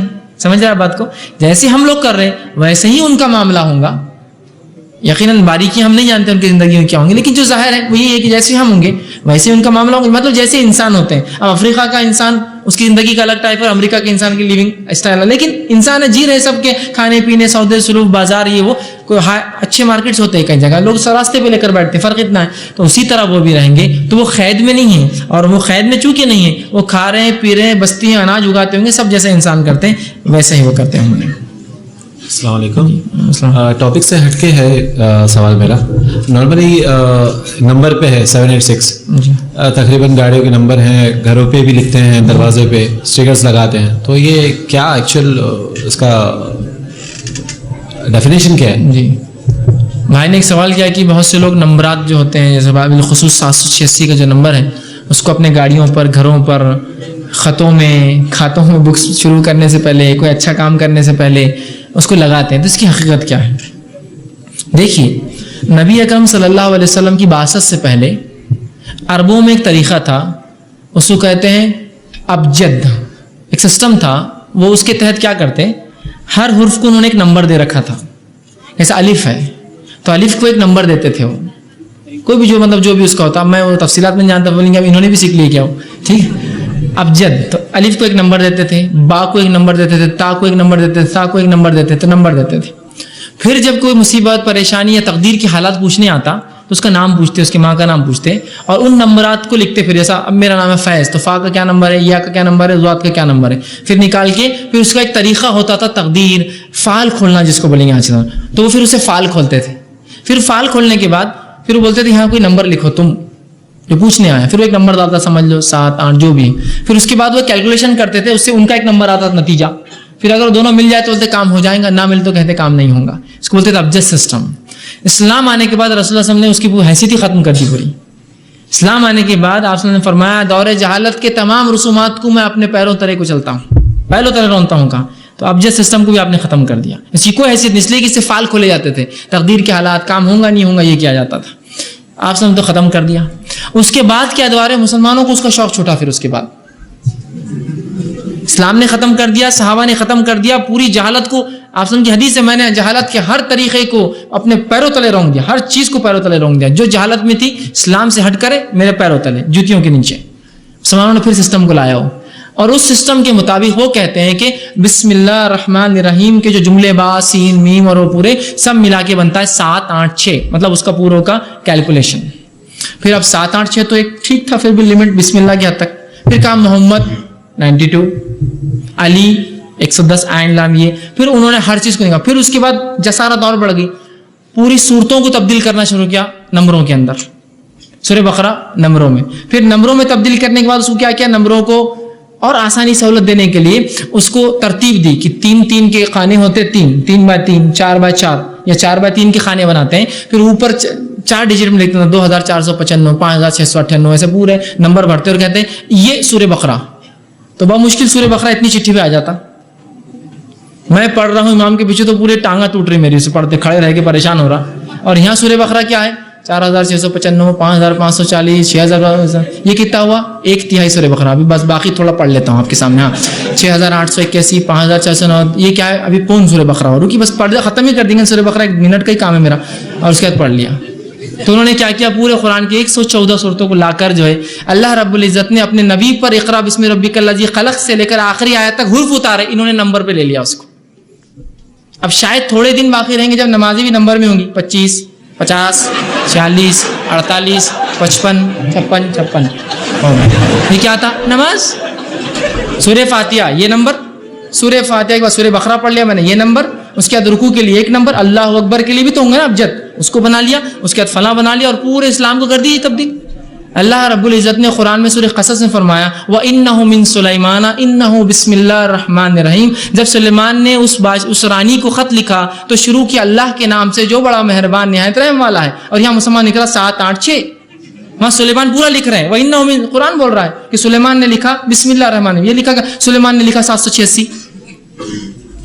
جب میں کالج میں تھا بہت سے لوگ 786/92 92 تو مجھے تو ہم تنگ کرنے کے لیے کیا کرتے تھے اس کو کیلکولیٹر سے ڈیوائڈ کر کے ایکول ٹو آگے ڈال دیتے تھے. اس کا دماغ سارا یہ کیا کر دیا تھا. مجھے لگا تم کو کوئی سمے آیا نہیں, میں نے سالو کر دیا اس کو. 76/92 76/92 کر دو آپ نے, رزلٹ آیا تھا اس کا. تو لوگ چڑھ جاتے ہیں کہ یہ کیا ہے. آپ اسلام کو کوڈیفائی کرنا چاہتے ہیں, وہ شریعت جو کتابی شکل میں حرف بحرف لفظ بلفظ اتری آیت بآیت اتری, کیا تم یہ چاہتے ہو اب نمبروں کی شکل میں ہو؟ جبرائیل علیہ السلام کے لیے کتنا آسان ہوتا کہ آ کر وہ کہہ دیتے اللہ کے رسول 1 لاکھ 2 لاکھ 5 لاکھ 6 لاکھ, کیا ہوا پورا قرآن اتار دیا میں نے تم پہ, آج اب پڑھتے رہو تم, یہ ہو گیا آسان. تو یہ سسٹم انتہائی غلط ہے. یہ سسٹم مسلمانوں کو شاید جو اللہ کے رسول کی وہ حدیث ہے کہ جب تم قرآن پڑھتے ہو تو ہر حرف پہ کتنی نیکی ملتی ہے؟ 10 نیکی. اور میں یہ نہیں کہتا کہ الف لام میم ایک حرف ہے, بلکہ الف حرف و لام حرف و میم حرف. الف ایک حرف ہے, لام ایک حرف ہے, میم ایک حرف ہے. الف لام میم انسان نے پڑھا سورہ بقرہ کی ابتدا, کتنی نیکیاں ملی؟ 30. 786 ملیں گی آپ کو. بسم اللہ الرحمن الرحیم اگر یہ قرآن آیت میں آپ پڑھ رہے ہیں تو با کی 10 نیکی, سین کی 10 نیکی, میم کی 10 نیکی. کیا 786 بھی کوئی نیکی ہے؟ اور دوسرا سوال میرا, کیا 786 کا مطلب صرف بسم اللہ ہوتا ہے؟ بسم اللہ الرحمن الرحیم کا مطلب تو صرف بسم اللہ الرحمن الرحیم ہوتا ہے, لیکن کیا 786 کا مطلب صرف بسم اللہ ہوتا ہے؟ نہیں, کئی معنی ہو سکتے ہیں اس کے, کچھ بھی ہو سکتا ہے. کس کی بھی گنتی, کس کے بھی نام کی جمع 786 ہو سکتی, بسم اللہ کی جمع 786 ہو سکتی, کسی ایرے غیرے کا ہو سکتا, دجال کا 786 ہو سکتی نام کا, اس سے کیا ہو رہا. لیکن بسم اللہ الرحمن الرحیم تو خالص بسم اللہ الرحمن الرحیم ہے, اس کا کوئی دوسرا معنی نہیں ہے کہ اللہ کے نام سے بڑا مہربان نہایت رحم والا. اور کیا مطلب ہے؟ تو یہ یاد رکھیے, یہ نمبرنگ سسٹم شریعت میں بالکل نہیں ہے. 786 لکھنا, قرآن کو اس طرح کرنا, یہ بدعت ہے. آپ کو کہیں ہمارے قرآن میں ایسا ہے تو بھائی وہ اپنے ایمان کا آپ دیکھیے. میں اس معاملے میں کسی کو غلط اور صحیح نہیں بولتا ہوں, میں نے بتا دیا جو شریعت کا تقاضا ہے, آپ خود سمجھ جائیے. ہر بار ضروری کسی کو بولنا وہ غلط ہے, صحیح کیا ہے سمجھنے کے بعد سمجھ جائیے غلط کیا کیا ہے. ہر بار ضروری نہیں, کچھ بار ضروری ہوتا ہے. تو میں نے بتا دیا یہ نمبروں کے سسٹم شریعت میں نہیں ہے, بلکہ اللہ کے رسول نے ان تمام کو رون دیا تھا. یہ سب فال کھولنے کے اور غلیظ جو اعمال ہے جو لوگ کرتے تھے. افسوس مسلمان آج بھی ان چکروں میں پھنسائے, اور اللہ کی کتاب جو الف با تا سا الفاظ سے بنی ہے اس کو 1 2 3 4 نمبروں میں تبدیل کرنا چاہتا ہے. یہ شریعت تندرست نہیں, حرام اور بدعت ہے, یاد رکھیے. یہ فال جو کھولتے ہیں آپ بتا رہے ہیں اس میں نام کے لیے بھی کرتے ہیں. دیکھیے کسی کے مطلب یہ تاریخ کو پیدا ہوئے, اور بھائی نے بس ایک سوال کیا کہ نام کے لیے بھی لوگ ایسا کرتے ہیں کہ فال کھولتے ہیں. جیسے میں نے کہا یہ بھی ایک عجیب چیز ہے, بچے پیدا ہوتے ہیں تو لوگ فال کھولتے ہیں. میرے پاس کچھ ایک صاحب ہے, کہا بچے کا نام دیجیے. میں نے کہا بہت سے نام بتا دیے, میں نے کہا نہیں فال کھول کے دیجیے. میں نے یہ کیا رہتا, مجھے بھی نہیں پتا یہ فال کیا رہتا, معلوم فال کیا رہتا, لیکن اب فال کھول کے نام دینا کیا ہے. تو بولے دیکھو میرا بچہ پیدا ہوا یہ مہینہ اسلامی اور اس کی یہ تاریخ کو اور یہ گھڑی میں, تو بولے اس کا فال کھولتا, مطلب آپ ہی بتا دو کیسا کھولتا. تو بولے اس کے لیے جیسا تاریخ کے لیے ایک پارا 30 پارے ہیں نا, تو تاریخ کے لیے پارا, پھر اس کے لیے پارا کھولنے کے بعد جو اس کے اندر جو ہے جو وقت ہوگا اس کے اعتبار سے سورہ یا اس کے رکوع وہاں جائیں گے. وہ رکوع پہ جیسا کہ وہ پیدا ہوا رات میں 11 بجے, تب 11ویں رکوع پہ جائیں گے. اس کے بعد وہ گھڑی پہ وہ جو آیت رہیں گی اس میں کے الفاظ میں سے ایک نام چن لینا. کیا ہے یہ پتہ نہیں, میرے کو سمجھ میں نہیں آ رہا. مطلب یہ کہاں سے لوگ لاتے ہیں, اتنی فرصت کیسی ہوتی ہے ان کی سب کاموں کو جو شریعت نے دیا وہ کرنا ہی مشکل جا رہا. یہ سب کیسے بناتے ہیں, خالی ذہن شیطان کا بولتے ہیں نا گھر, ویسا معاملہ ہے. تو یاد رکھیے اس کی کوئی حقیقت نہیں ہے فال کھولنے کے نام. ایسا کوئی نام رکھتا ہے تو فوراً نام بدل دے, اس لیے کہ یہ نام درست نہیں ہے. اللہ کے رسول صلی اللہ علیہ وسلم اور صحابہ زیادہ کوئی تقوی والا انسان دنیا میں پیدا ہوا نہیں, تو انہوں نے کبھی اپنے بچوں, وہ تو تقوی میں سب سے آگے تھے, ہر کام قرآن سے کرتے تھے. کھولنا چاہیے تھا نا قرآن, میرا بچہ پیدا ہوا چلو نام کھولو.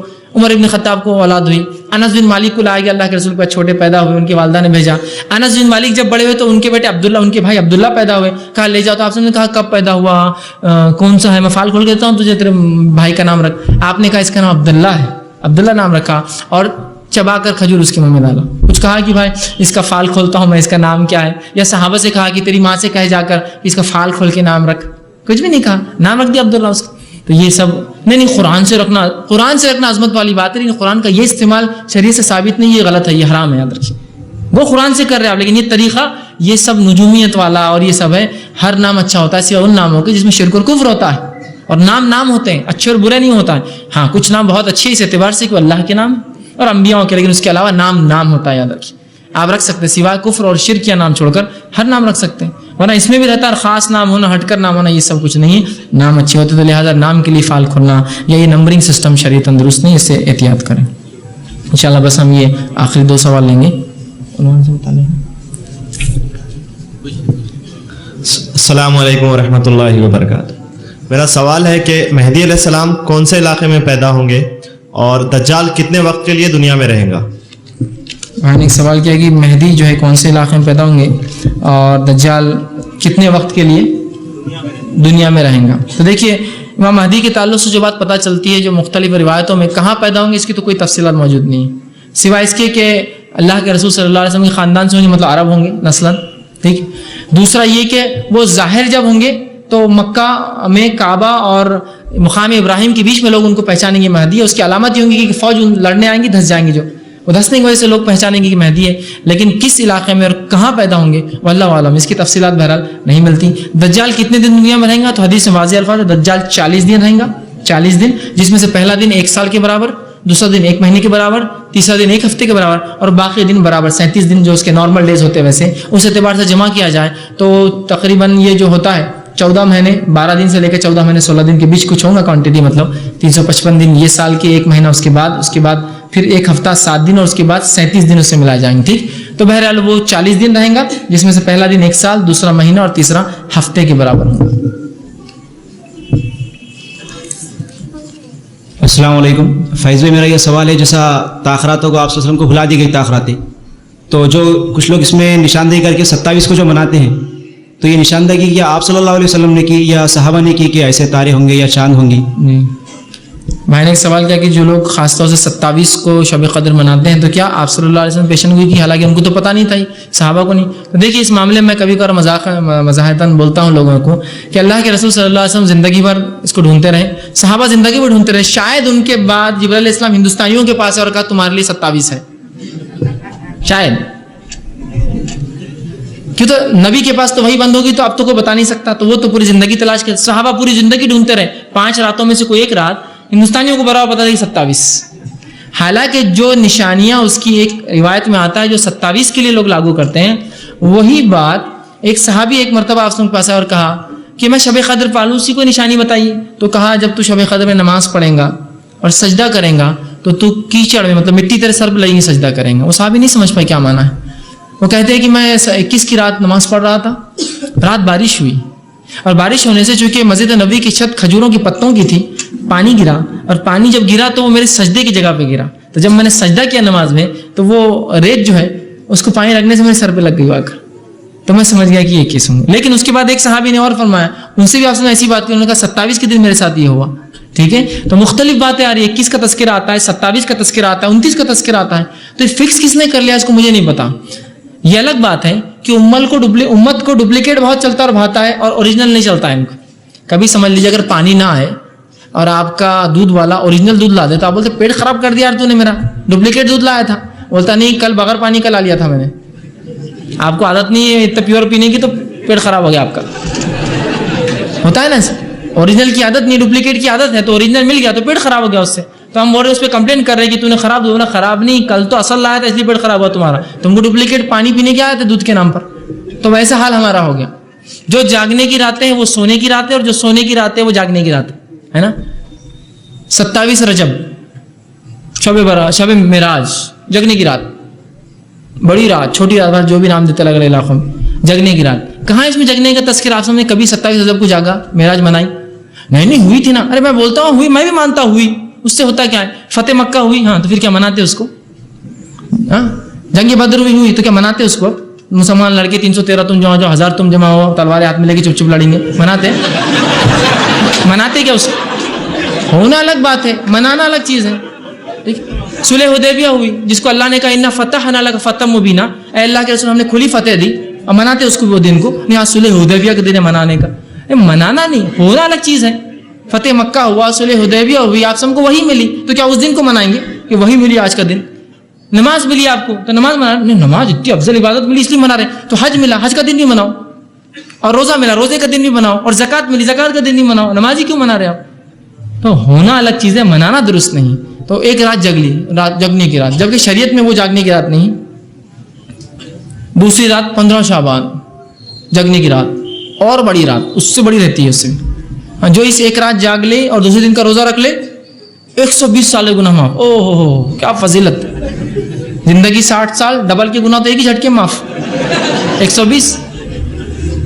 اللہ امام نووی رحمہ اللہ لکھتے ہیں جب بھی کسی حدیث کو اگر پہچاننا ہے کہ یہ ضعیف ہے, یاد رکھ لو اس میں بہت کم عمل پہ بہت کثرت ثواب کی باتیں آتی, کثرت, یہ اس میں سے یہ ضعیف روایت ہے, کثرت ثواب. یہاں اللہ کے رسول صلی اللہ علیہ وسلم خود روزہ رکھ رہے ہیں, کس دن کا؟ 10 اور 11 یا 9 اور 10 کا, یا 10 کا رکھ کر کہہ رہے اگلے سال زندہ رہا تو 9 کا رکھوں گا, خود رکھ کر کہہ رہے اس کا کفارہ, یہ کتنے سال گناہ کا کفارہ ہے؟ 1 سال کے. اور فرمایا ذی الحجہ کا 9 ذی الحجہ کا روزہ, عرفے کا روزہ 2 سال کے گناہ کا کفارہ. یہ ایک رات جاگنا اور ایک روزہ 120 سال, مطلب کچھ مت رکھو, عرفہ کا مت رکھو, 10 کا مت رکھو, بس ایک رکھ لو, دنیا کو اور آخرت سب بنا لو. تو ڈپلیکیٹ کے چکر میں کیا مس ہو گیا معلوم ہم سے؟ اوریجنل مس ہو گیا. شب قدر مس ہو گئی ہمارے ہاتھ سے, شب قدر کی اہمیت ختم ہوگی, شب قدر کا وجود ختم ہو گیا.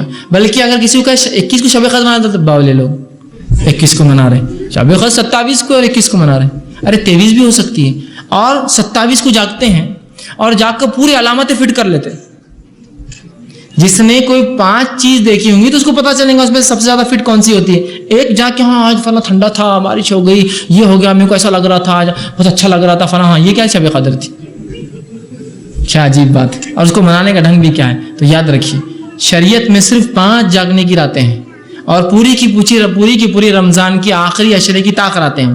21 رمضان, 23 رمضان, 25 رمضان, 27 رمضان یا 29. یہ 5 میں سے کوئی ایک شب قدر رسول اللہ علیہ وسلم نے زندگی بھر اس کو تلاش کیا, صحابہ زندگی بھر تلاش کرتے رہے, تو کوئی ایک کو فکس کر لے یہ بھی بدعت ہے. پھر شریعت جب کسی چیز کو طے نہ کرے, تم کو اور ہم کون ہوتے طے کرنے والے کیا؟ اسی لیے میں مذاق سے کہتا ہوں کہ شاید جبرائیل علیہ السلام ہمارے پاس بعد میں آتے ہندوستان میں بولنے کہ تمہارے لیے 27 ہے, جو نبی کو نہ بتا سکے, جو صحابہ کو نہیں پتا چلا, آثار میں نہیں ان کے موجود. کسی نے 21 کہا, کسی نے 23 کہا, کسی نے 25 کہا, کسی نے 27, کسی کو 29. تو علماء لکھتے ہیں گھومتی ہے ہر سال. اگر ایک سال مل بھی گئی 21 کو تو یہ مت سمجھ جائے اگلے سال 21 ہوں گی, اگلے سال ہو سکتا ہے 23 آ جائے, 27 آ جائے, 29 آ جائے. تو جاگیے, یہ راتیں جاگنے کی اصل راتیں. اب بہت سے لوگ نہیں, بہت جان پہ آتا, اتنی محنت, رات بھر جاگنا کہاں ہوتا, اور 5 راتیں ہیں. کیوں شادیوں میں نہیں جاگتے 5-5 10 راتیں؟ بہن کی شادی ہے تو اس دن سے نہیں سویا, کیوں نہیں سویا بھائی؟ بہن کی شادی میں جاگنا کوئی فرض نہیں ہے, سو جاتا آرام سے تو, اور کیا اتنا کام تھا تجھے ایسا؟ نہیں میں فلاں تھا, ان کے اس میں یہ نہیں سویا, ان کا انتقال ہو 10 دن نیند نہیں ہے میرے کو. شریعت کے لیے 5 دن جاگنا نہیں ہو رہا, جس کا ثواب 1000 مہینوں سے افضل ہے, وہ جاگنا نہیں ہوتا. نہیں یہ کہاں سے ہوں گا؟ اچھا پڑوسی کے پاس شادی رہی, دوست کی شادی تو لیتے آپ چھٹی 5 دن آفس کو, برات کو نہیں لے سکتے آپ 5 دن آفس کو چھٹی کی. دیکھیے اب ہمارا رمضان ہے اور میں 5 دن چھٹی لینا چاہتا ہوں, یہ آفس لیٹ آؤں گا ہاف ڈے, دیتے تو ٹھیک ہے, تو چھٹی کلیم کرتے ہیں, جھوٹے کلیم کرتے ہیں, میڈیکل کلیم کرتے ہیں, شادیوں کے لیے کلیم کرتے ہیں, کہاں نہیں کرتے, جہاں ہونا وہاں نہیں کرتے آپ کلیم, یہ سب چیزیں چھٹیاں.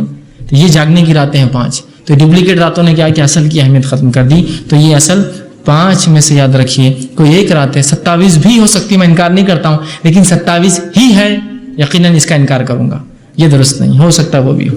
جی اضافہ تھا سوال میں, جیسا کسی کو کہتے ہیں کہ جیسا تہجد کے لیے اگر بلایا جائے نماز کے لیے, تو ان کا کہنا تھا کہ بھائی نفل نمازی جو ہے یا تہجد میں ساتھ باجماعت عبادت کرنا بولے تو بدعت ہے بولتے. ایک معروف اپنے ہندوستان کے, جیسا نام تو لینا چاہوں گا میں, مگر معروف مدرسے کا انہوں نے فتویٰ دیے تھے مجھے کہ اس طرح. دیکھیے سب سے پہلی چیز تو یہ کہ رات کی نماز جو نفل ہے اگر کوئی جماعت سے پڑھ لے تو کوئی حرج نہیں. اس کی دلیل یہ نبی اکرم صلی اللہ علیہ وسلم رات سوئے ہوئے تھے. عبداللہ ابن عباس فرماتے ہیں کہ میں ایک دن اللہ کے رسول صلی اللہ علیہ وسلم کے پاس سویا, اس کے بعد آپ رات میں اٹھے, اٹھ کر آپ نے رکعت باندھی اور کھڑے ہو گئے. میں نیند سے جاگا, جب دیکھا آپ نماز پڑھے, گیا وضو کر کے آیا, وضو کر کے آ کے آپ صلی اللہ علیہ وسلم کی الٹی طرف کھڑا ہوا. نبی اکرم صلی اللہ علیہ وسلم جب مجھے دیکھا تو مجھے اپنے سیدھے ہاتھ سے پکڑ کر سیدھے طرف لیا, چونکہ امام کی الٹے ہاتھ کی طرف نہیں, ایک آدمی ہے تو سیدھے ہاتھ پہ رہیں گا, مجھے سیدھے طرف لیا. اس کے بعد آپ صلی اللہ علیہ وسلم نے سورہ بقرہ کی قرأت کی, سورہ آل عمران کی قرأت کی, سورہ نساء کی قرأت شروع کی. تو میں تھک گیا, چھوٹے تھے میں جا کر سو گیا. آپ صلی اللہ علیہ وسلم فجر میں مجھے ملے تو میرا کان مروڑا تھوڑا سا اور کہا کیوں ایسا کرتے نماز میں, ایک تو آ کے کھڑے ہوئے ابھی چلے بھی گئے, چونکہ چھوٹے تھے تو اتنی لمبی نماز ہوگی, بچے کہاں سے ہو گئے, چلے گئے تھے. تو اس حدیث میں آپ صلی اللہ علیہ وسلم نفل نماز پڑھ رہے تھے اور وہ آگے کھڑے ہو گئے. آپ سب نے نہیں کہا کہ بازو سرک جا, نماز تیری نہیں ہوگی, بلکہ لیا سب سدھاری, بازو ادھر سیدھے ہاتھ پہ لیا اور پڑھائی. تو اس کا مطلب یہ ہے کہ نفل نماز جماعت سے ہو سکتی ہے. अस्सलाम वालेकुम। मेरा सवाल ये है कि याजूज माजूज दो कौम है, तो उनका एक बादशाह है, तो हमारा बादशाह कौन है? देखिए भाई ने सवाल किया, याजूज माजूज कौम में उनका बादशाह है तो हमारा कौन है? वल्लाहु आलम, चूँकि क़यामत से पहले उनके भी बादशाह सलातीन और हुक्मरां बदलते रहेंगे, हमारे भी बदलते रहेंगे, और क़यामत से पहले जो हमारे लीडर होंगे ज़ाहिर सी बात है वो ईसा अलैहिस्सलाम होंगे। तो रिवायतों में वाज़ेह है इमाम महदी शायद इंतकाल कर जाएंगे उस दौर तक, जो 7 साल का इनका दौर होगा, और ईसा अलैहिस्सलाम 40 साल रहेंगे। ठीक है, तो हो सकता है इमाम ईसा अलैहिस्सलाम हमारे जो है लीडर होंगे जब याजूज माजूज निकलेंगे। जी वैसे मीडिया के अंदर जो एलियंस जो बताते हैं वो उतर रहे हैं, कहीं ना किसी ने देखा, तो याजूज माजूज की शक्ल उसको जैसा वो तस्वुर कर सकते हैं क्या?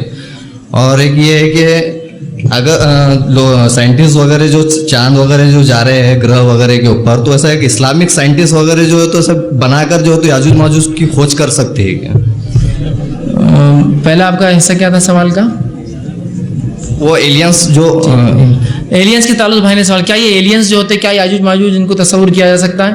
तो देखिए हम नहीं जानते इसका क्या है, लेकिन अहले किताब के पास याजूज माजूज का वाज़ेह तस्वुर है। गॉग एंड मैगॉग बोलकर बाइबल में आता है कि क़यामत से पहले 2 कौमें आएंगी, गॉग और मैगॉग, मतलब याजूज और माजूज का तस्करा, दज्जाल का एंटाक्राइस्ट तस्करा अहले किताब में। तो अहले किताब चूँकि बहुत सी जो फिल्म इंडस्ट्रियाँ बड़ी बड़ी इसमें अहले किताब लोग हैं, तो उस कॉन्सेप्ट से वो फिल्में बनाते हैं। ये याजूज माजूज गॉग एंड मैगॉग को आसमानी है, उतर के आएंगे, फिर आर्मगेडन होगा, एक फाइनल जंग होंगी, तो ये सब बातें वो करते हैं, लेकिन इसकी कोई हकीकत नहीं, हम इसको तस्वुर नहीं करेंगे, ना हकीकत समझेंगे, वल्लाहु आलम क्या होगा और वो कैसे होंगे। रहा दूसरा है, क्या हम ऐसी कोई साइंटिफिक टीम बना सकते हैं कि इसको सर्च करें कि याजूज माजूज कहाँ हैं? देखिए वो क़यामत से पहले निकलने वाले, तो आप कितना भी सर्च कर ले उन तक नहीं पहुंच सकते आप, इसलिए कि वो क़यामत की अलामत है और तभी वो ज़ाहिर होंगे बगैर सर्च करेंगे। ठीक है, रिसर्च करके हम अपना पैसा वेस्ट करें कोई फ़ायदा नहीं करेंगे। आखिर दावाना अनिल हम्दुलिल्लाहि रब्बिल आलमीन, सुब्हान रब्बिका रब्बिल इज्जति अम्मा यसिफून, व सलामुन अलल मुरसलीन, वल्हम्दुलिल्लाहि रब्बिल आलमीन।